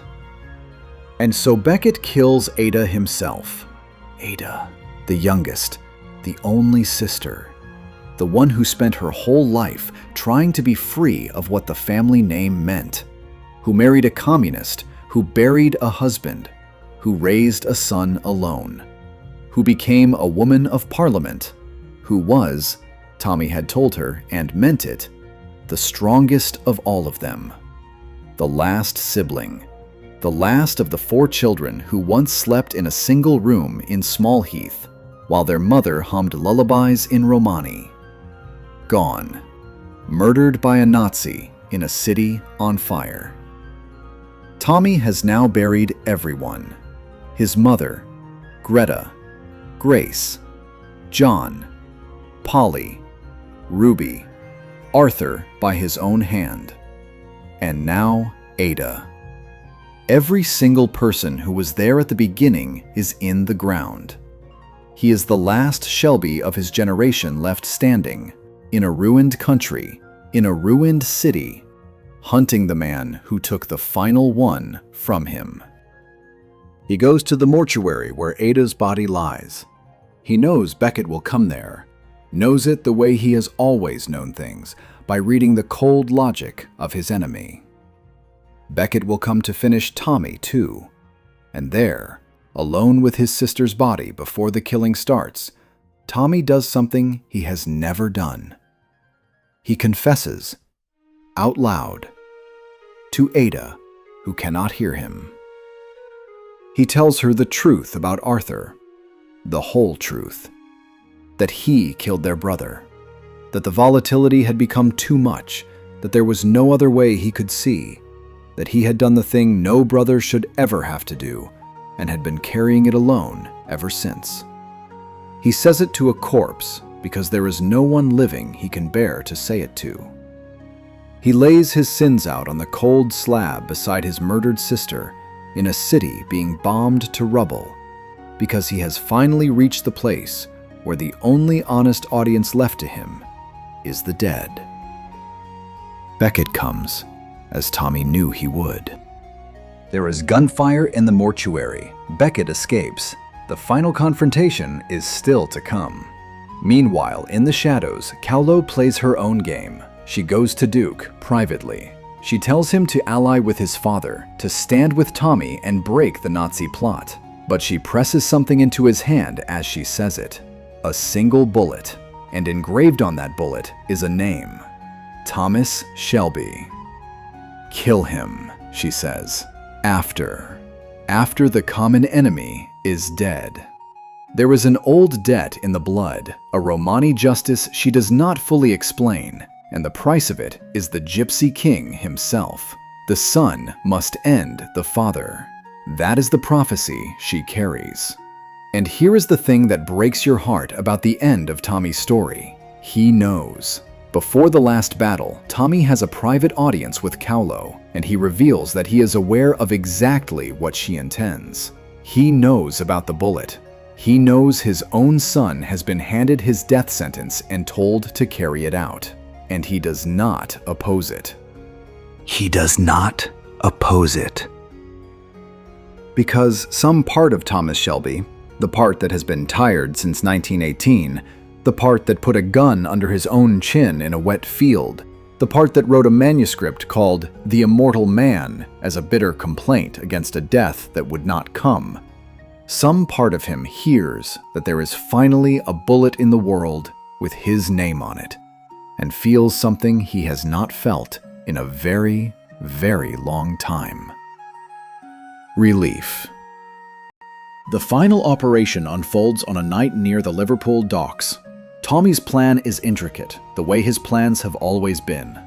The Peaky Blinders will travel by narrowboat along the canals to confront Beckett's Nazi mercenaries at the warehouse where the counterfeit money waits.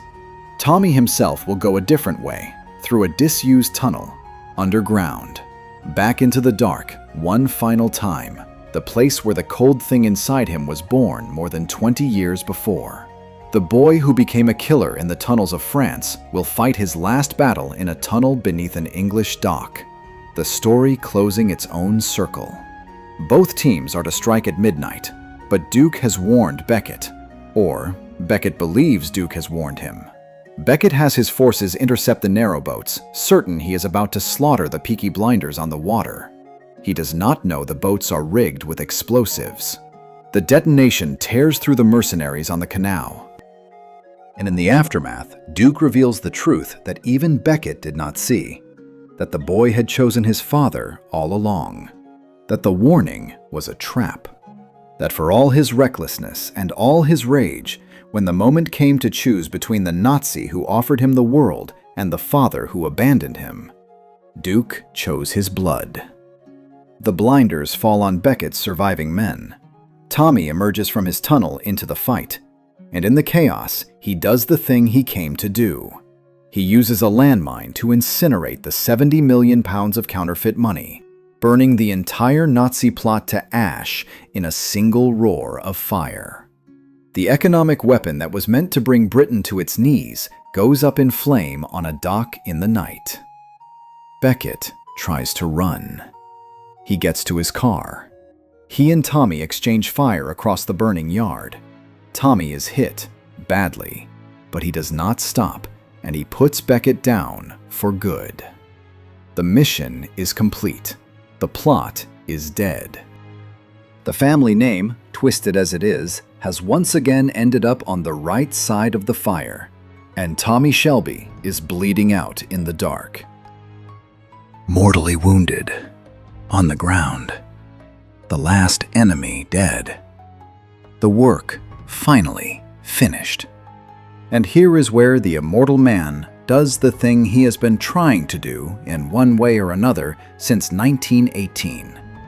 There is a moment where, even now, he reaches for it himself. Wounded, he tries to step into the path of Beckett's speeding car, to let the machine finish what the bullet started, to die the way he has tried to die a dozen times. But Duke saves him, pulls him back. The son will not let the father throw himself away like that. So Tommy asks for something else. He looks at his son, the boy he abandoned, the boy who grew up without him, the boy who chose him in the end anyway. And he tells Duke to take the bullet, the one Carlo gave him, the one with Thomas Shelby's name on it. He asks his son to kill him. Duke resists. Of course he resists. Whatever this boy is, he is not a man who wants to put his own father in the ground. But Tommy is dying anyway, slowly, in pain. And he is asking, not as a victim, but as a man choosing the one death out of all the deaths that have chased him, that he actually wants. A death at the hands of his blood. A gypsy death. The Rambaro releasing his crown to the son who will carry it. And so Duke obeys. And Thomas Shelby finally dies. He dies on a dock in the dark, with his son's hand on the gun, and as the life leaves him, he speaks. Not a curse, not a threat, not a final clever scheme. He recites the first line of an old poem, a carol, really, a quiet thing about cold and snow and the bleak midwinter. And on his face, for the first time in the whole long, brutal length of his life, there is peace. The thing he could never find at the racetracks or in Parliament, or in any of the beds of any of the women he loved and lost. The thing the Empire could never buy him, and the war could never grant him, and the gun in the wet field could not give him, because his own hand would not allow it. Peace. Delivered, in the end, by the one person whose existence he had once forgotten.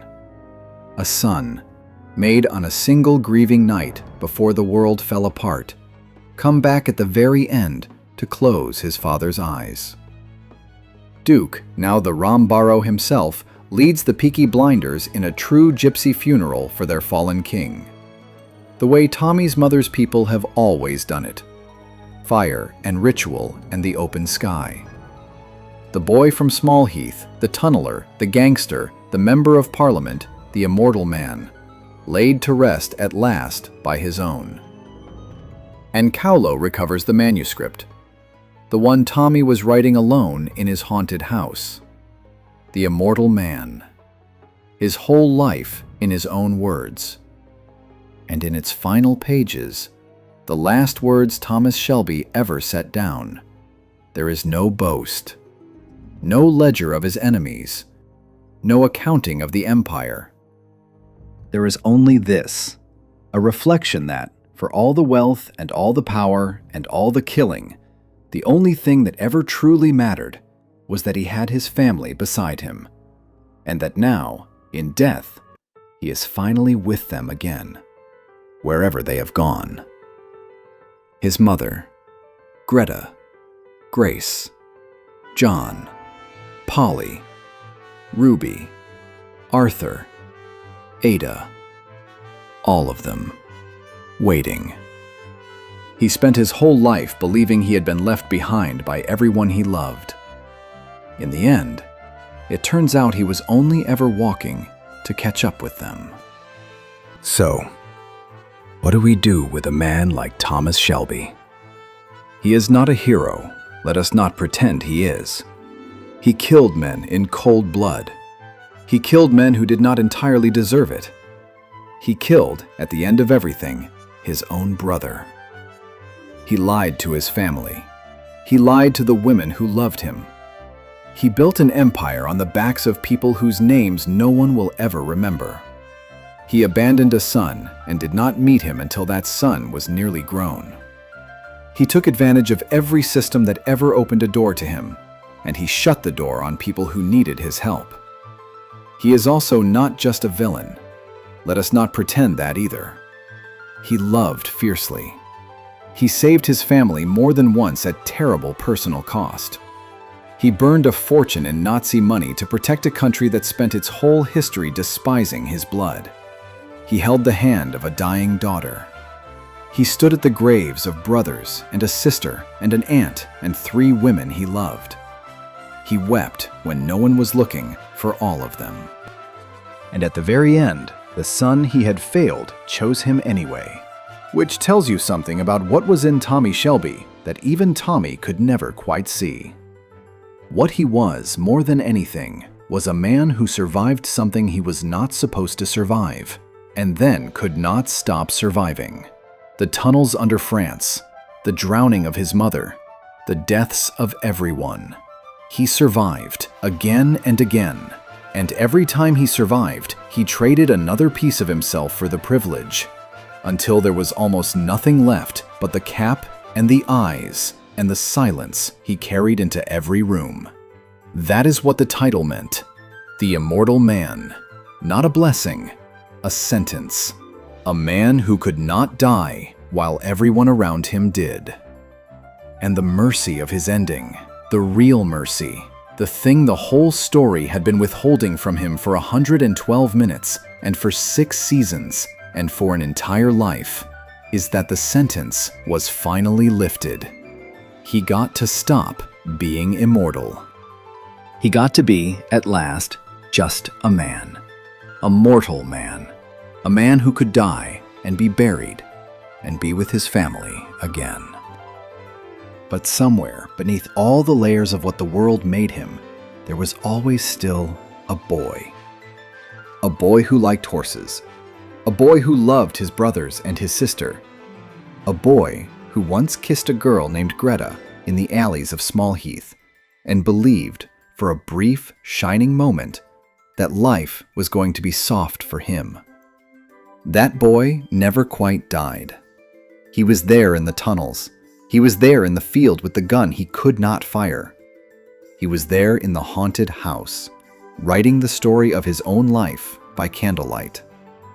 And he was there at the very end, on a dock in the dark, when the immortal man finally got to lay his burden down and go home. There is a thing about men like Thomas Shelby that the world does not often acknowledge. The hardness is not the whole of them. The hardness is the scar tissue that grows over the softness. There is, inside every such man, a small, still room that no one is allowed to enter, and on its shelves are arranged all the things he could not afford to feel out loud. A mother humming a lullaby, a girl reading poetry by a candle, a wife laughing at a joke that was not even funny, a daughter chasing butterflies through long grass, a brother carrying a younger brother across a muddy yard. The small things, the things that, when you add them up, are what a life is actually made of, no matter what the headlines and the legends and the bodies in the canal might say. Tommy Shelby kept that room. He never showed it to anyone. He locked the door behind him every time he visited. But it was there. And the proof of it is in the final pages of his manuscript, where a man the whole world believed to be made of ice wrote, in his own dying hand, that the only thing that ever mattered was the people he loved. He spent his life believing love was the thing that got the gentle ones drowned. He learned, too late, that it was also the only thing worth surviving for. There is a final image to leave with. Not the burning boats, not the dock, not his son lowering the gun. The image that stays after all of it is done is from the very beginning. A boy of 9 or 10, standing in a horse stall in Small Heath, with a wild animal lowering its head to press its forehead against his chest. The boy looking up. The boy smiling. The boy not yet ruined. Not yet a soldier, not yet a king, or a killer, or a father, or a widower, or the last man standing at the end of his entire bloodline. Just a boy, with his hand on the muzzle of a horse, in the dim, warm light of a stable, in a city that had not yet decided what to do with him. I like to think that is the version of Thomas Shelby that finally got to go home. Not the man on the dock, the boy in the stable. Walking out into a morning where his mother is still humming and the canal is just water, and no one he loves has died yet, and the whole long, terrible story is still nothing but a road he has not been forced to walk. By the order of the Peaky Blinders. Rest now, Tommy. You earned it the hard way. You earned it more than once. You finally got to keep it.